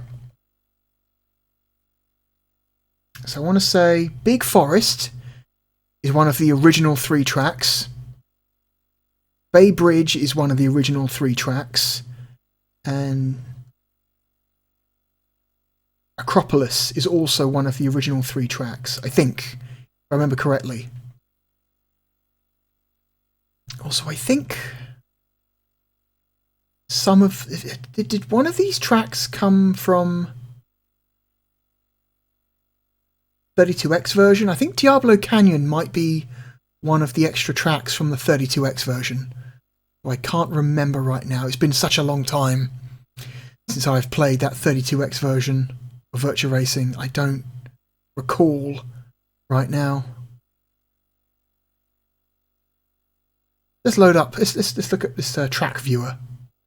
Get ready to rock and roll across it's a video. Bridge and prepare to scream on and off the freeways in that city by the bay.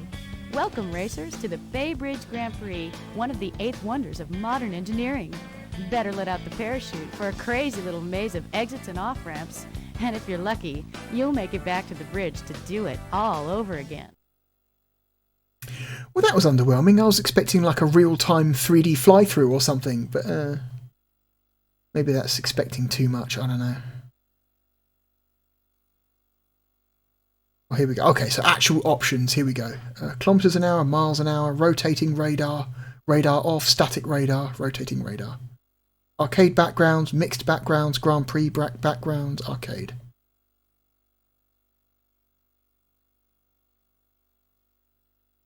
That's what that does.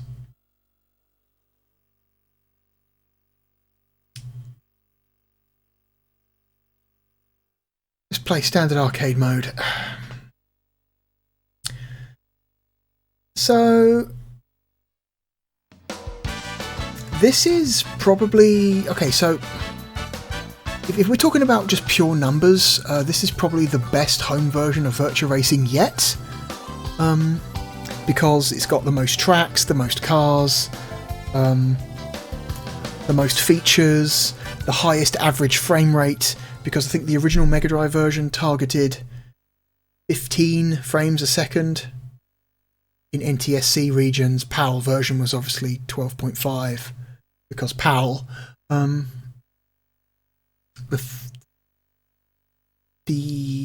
32X version targeted 20 frames a second, or 17.3 in PAL regions. I think it's 17.3.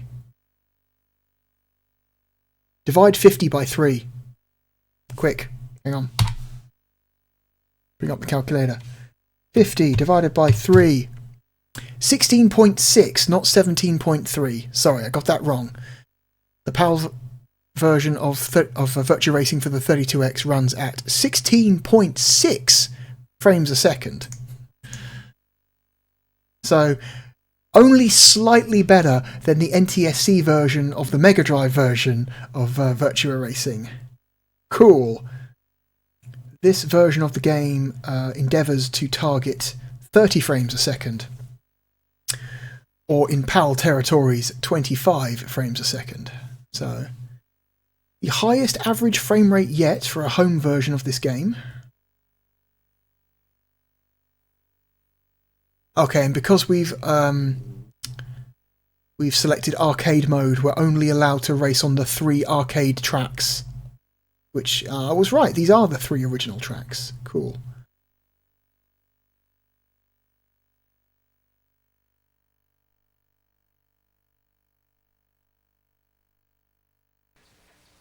Located in the scenic forests of Bavaria, this track is the perfect place for beginners to get their wipers wet. You'll be babied by the long start-finish straight and the gently banked right turn. After you burn across the bridge, you'll finally be challenged by a tricky little curved section. Don't get sleepy though, because if you miss the next hairpin at the amusement park, you'll be having ale and bratwurst with the pit crew. Yeah, so while this version has the most stuff, and on average the highest frame rate, I think in terms of like the hardware it's running on, it's probably the least impressive. Because I think, okay, the original Mega Drive version of Virtua Racing is... 3, 2, 1, go!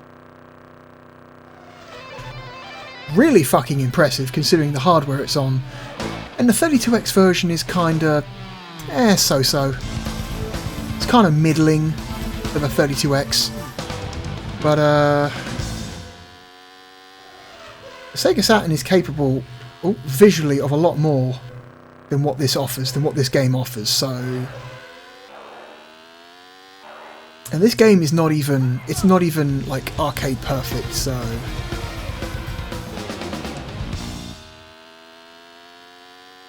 Kind of weird. Oof.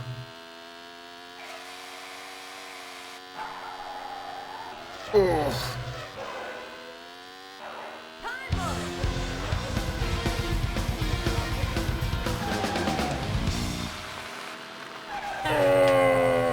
Also, I want to say the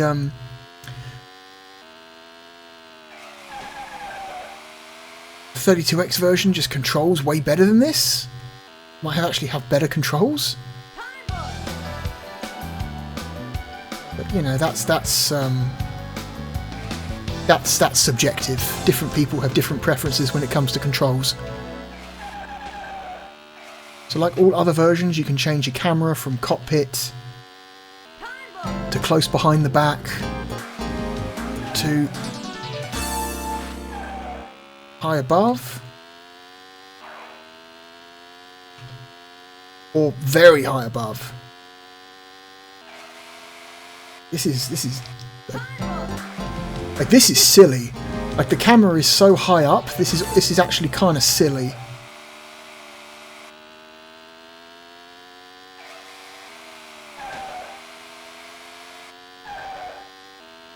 Honestly, visually, this version of the game just kind of looks.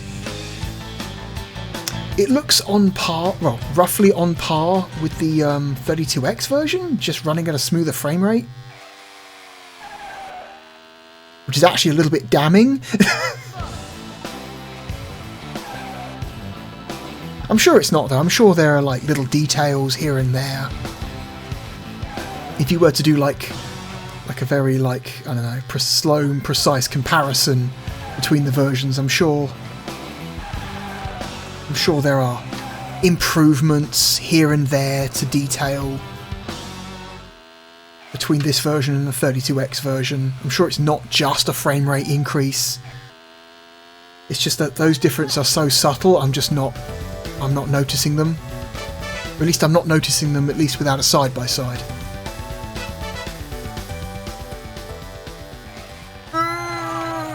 Okay.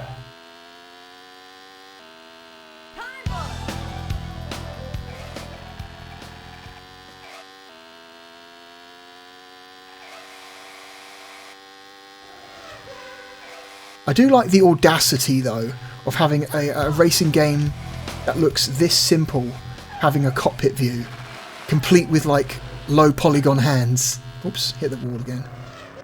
The audacity of that is just incredibly... it's charming.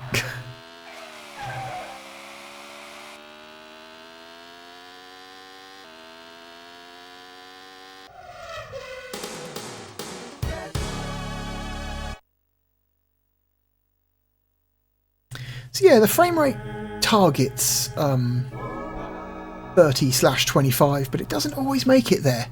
Doesn't always make it. Oh wow, and you've got this like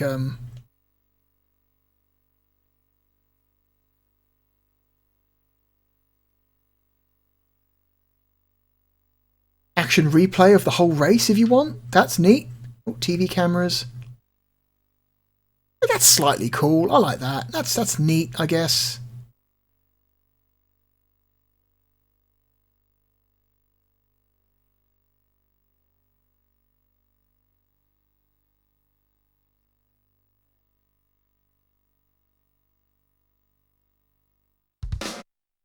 Yeah.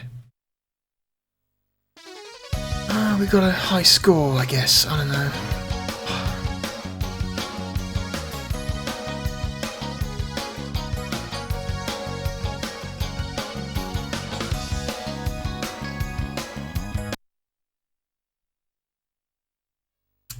Let's look at some of the platform exclusive tracks.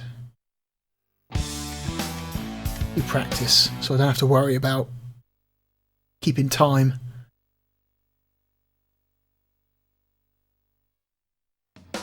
Also, I think, yeah, you also get to choose different types of car. So you've got the original Formula car from the arcade version. You've got the Proto car, which is from the 32X version. No stock car though. The 32X version had 3 different types of car. It had a Formula car, prototype car, and a stock car. But the stock car is not here, so that's one extra thing that they didn't carry over from the 32X version, I guess. Get a weird little F-160 racing car.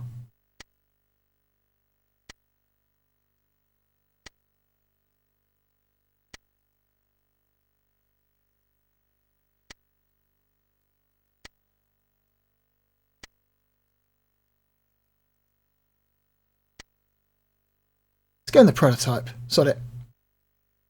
Gearbox. Automatic. Team. That's cool. You can choose your team. Team Virtua Racing. Warp. X-Team. Zero. Apollo. Atlantic. Which is almost identical to Apollo, just with a red stripe down the back. Hooray. Saturn. Europa. Fedora. Wow, they really have a team called Fedora. Oh no. Lightspeed. There's a lot of teams here. Let's go with Fedora. We're in the Fedora car. Oh no. Amazon Falls. Australia. Surface Speedway Oval. Big Forest. Alpine. Bay Bridge. Metropolis. Let's try Metropolis. 3 laps. So drones. Basically, you're just adding AI-controlled cars to the track, even though there's no actual race happening. You've still got AI cars going around. Yeah, let's just say no drones. Still gives you the video intro, though. We are off to the land of the rising sun where they know precision, discipline, and engineering. In short, they know racing. These roads are going to be a true test for what's under the hood because they're wide, they're fast, and they're forgiving. So if you get the lead, better stretch it or lose it. And don't hit the sake till you're in the winner's circle. Okay. So why not just call it... Nah, it's fine. Don't worry about it. It's fine. Don't worry. I was going to say something dumb. And I stopped myself before it was too late.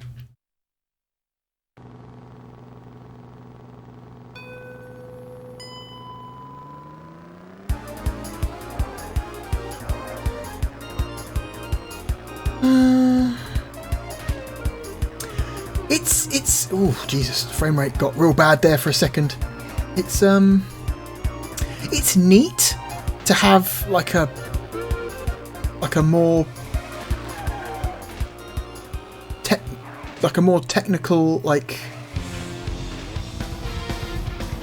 a slightly more technically impressive version of Virtua Racing with a bunch more content like that. Jesus Christ, that giant polygonal woman on the billboard, that's funny. It's cool to have like a slightly more improved version of Virtua Racing because I like Virtua Racing.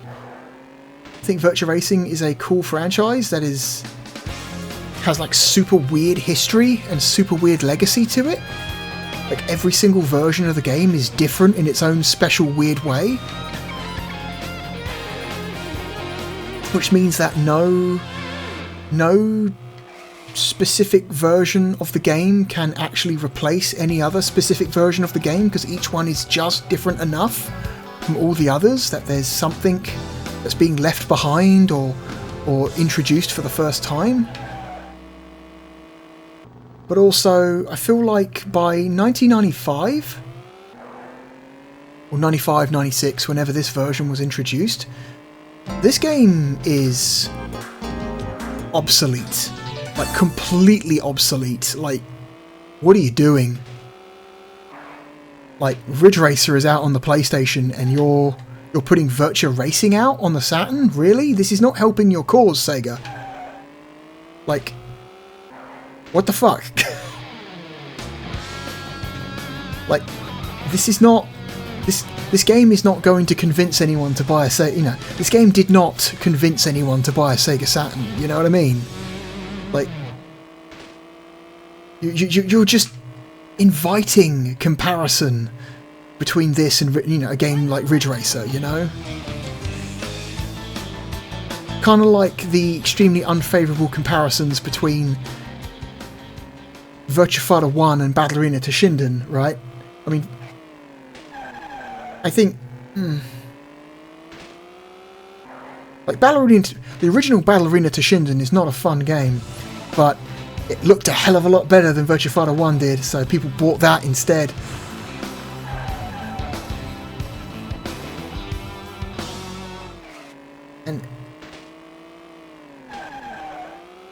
But then again, the game like this, the comparison would have been even worse, because not only does Ridge Racer 1 visually look better than this, it also plays a hell of a lot better. I like Virtua Racing, but I'm not crazy enough to suggest that, you know, somehow, like, it's better than Ridge Racer. It's not. Ridge Racer was always, even if we limit it to just Ridge Racer 1, that game is just way better in every way.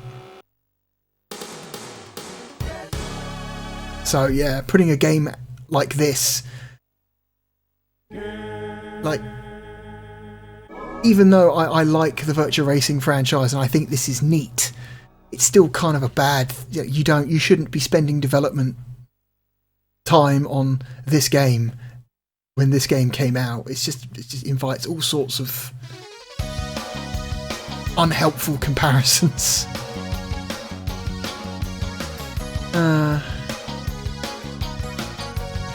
In hindsight, it's neat. It's neat, but at the time, what are you doing?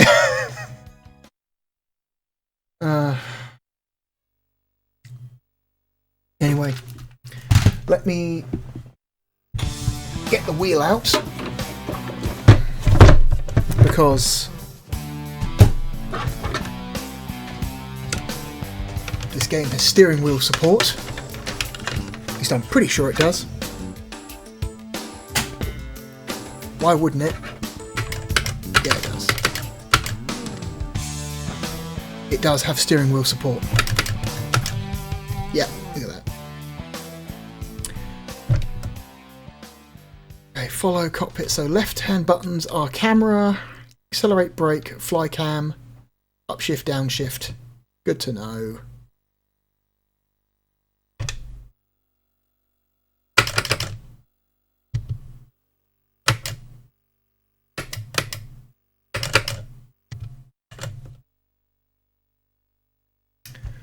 Okay, I wonder how the handling is with the steering wheel.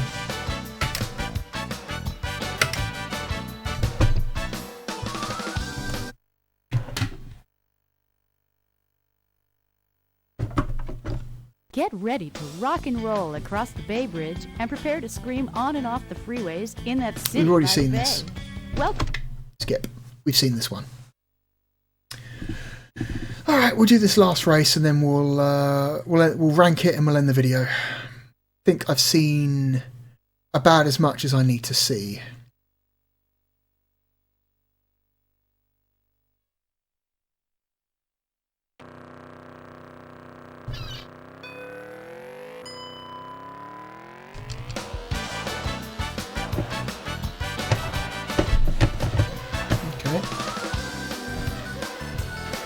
Let's try and stick to a cockpit view this whole race, shall we? Uh-oh. Oh, God.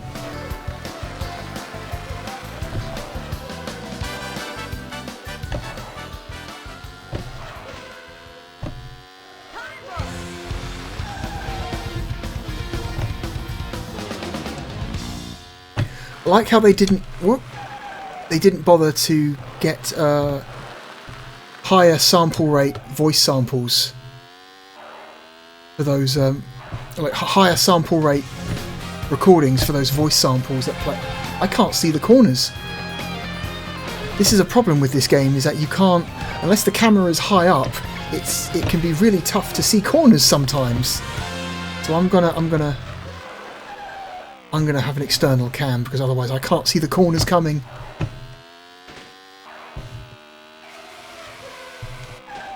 Oh, God.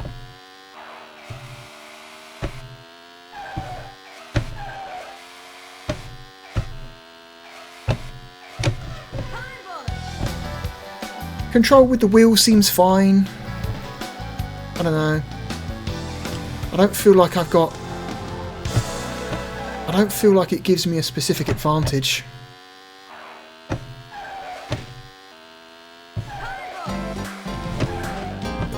But it feels fine. It feels responsive. Oh, brakes. Nope. Not paying attention to what I'm doing. Oh my God, please turn. That's funny, hitting a tree knocks a coconut off. That's a cute detail.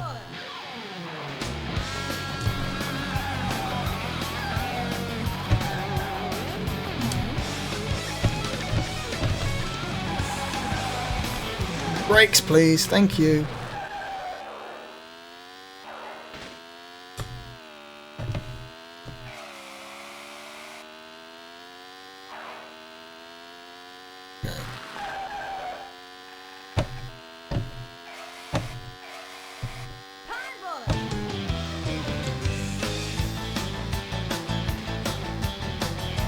yeah, like I was saying, they didn't bother getting any like higher quality audio files for the voice samples that play during the race.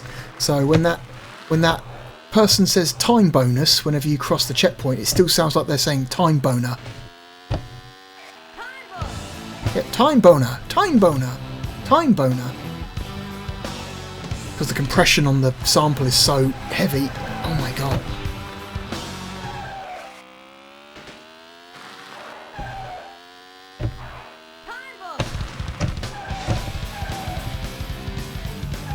Turn. Thank you. Oh my god. Yeah. If anything, I think the game is actually harder with the steering wheel. It's probably just because I'm not used to playing it with the steering wheel. It's probably like a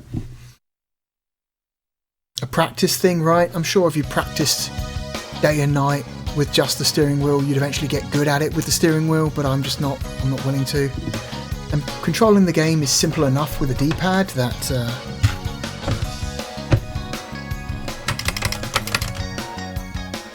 Bah! That's my name.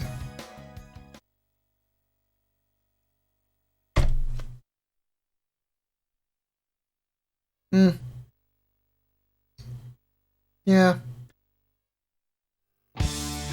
Controlling it with the wheel seems interesting, but not especially crucial. Unlike Daytona USA, where I genuinely felt the game played better with a wheel than it did with a controller, this game just feels like it controls not worse, but it feels like you have to do more work. You know what I mean? It's more effort to control with a wheel, which is not necessarily a good thing, unless you really, really want that simulation feel for a game that is very much not a simulation. So,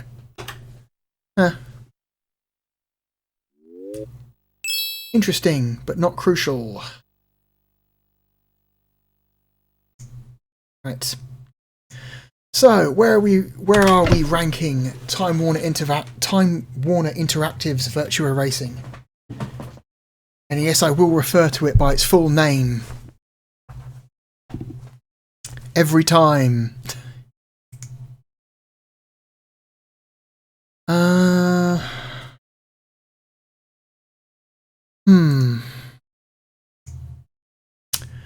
Well,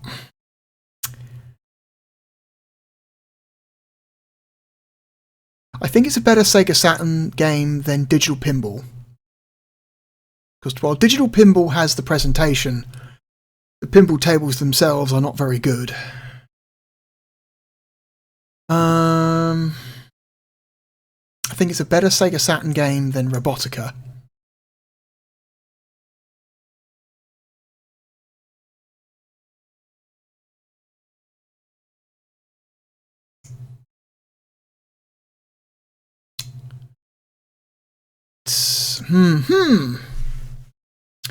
I mean, the game is fine. It's fine. It's fine. It's got, you know, the most amount of tracks that there's ever been in a Virtua Racing game up to this point.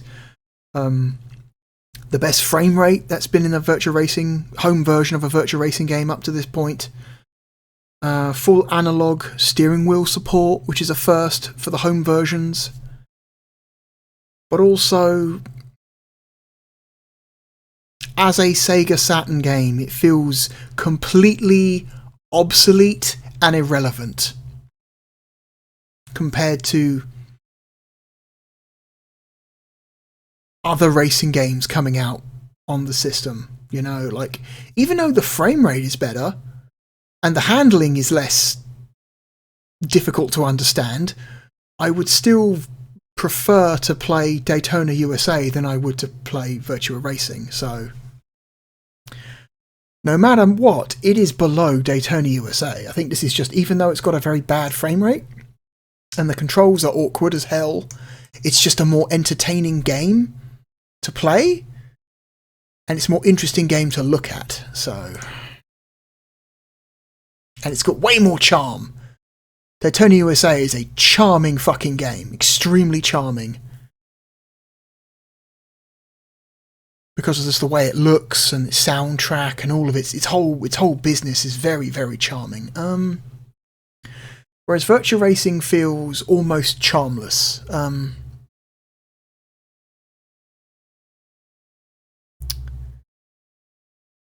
I like Virtua Racing's whole thing. I say putting out a game that looks like Virtua Racing at this point in history is irrelevant and obsolete. But then again, I wouldn't want Virtua Racing to look any different. I feel like if you put out a port of Virtua Racing and you gave it, say, texture filtering, that would be fucking sacrilegious. I feel like Virtua Racing in my heart should always be flat polygons, flat shaded polygons, right?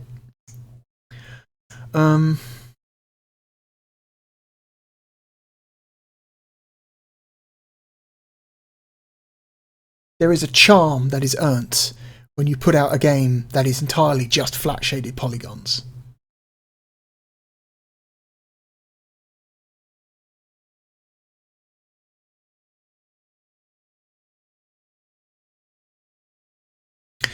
I think it's a better Sega Saturn game than the Saturn port of Myst.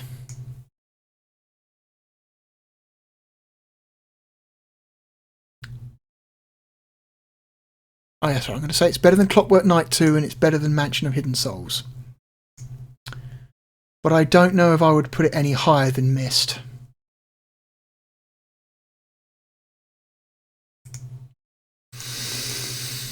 Hang on. Let me sit on that for a few seconds and think about it.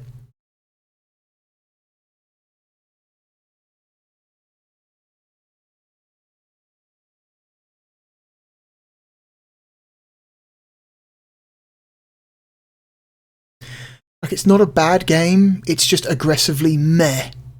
Aggressively meh.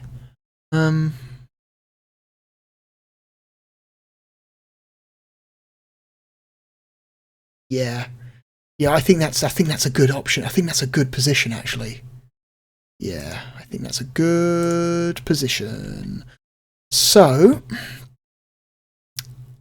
that means Time Warner Interactive's Virtua Racing is our new number 13. Yeah.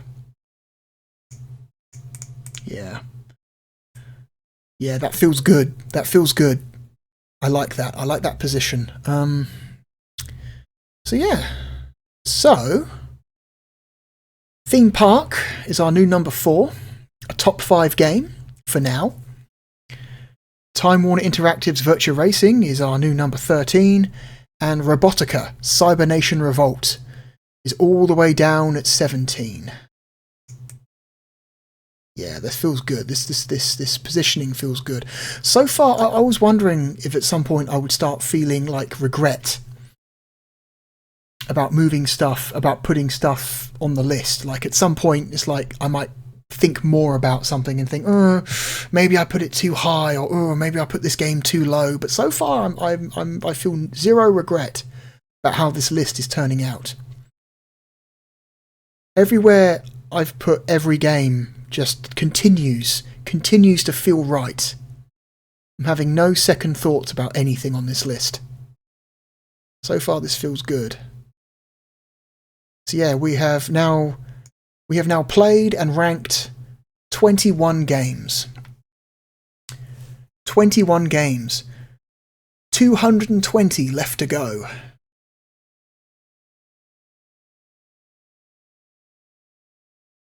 Feeling good, feeling happy with how this list is turning out so far.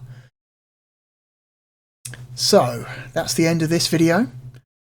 I shall join you next time when we will rank 3 more Sega Saturn games.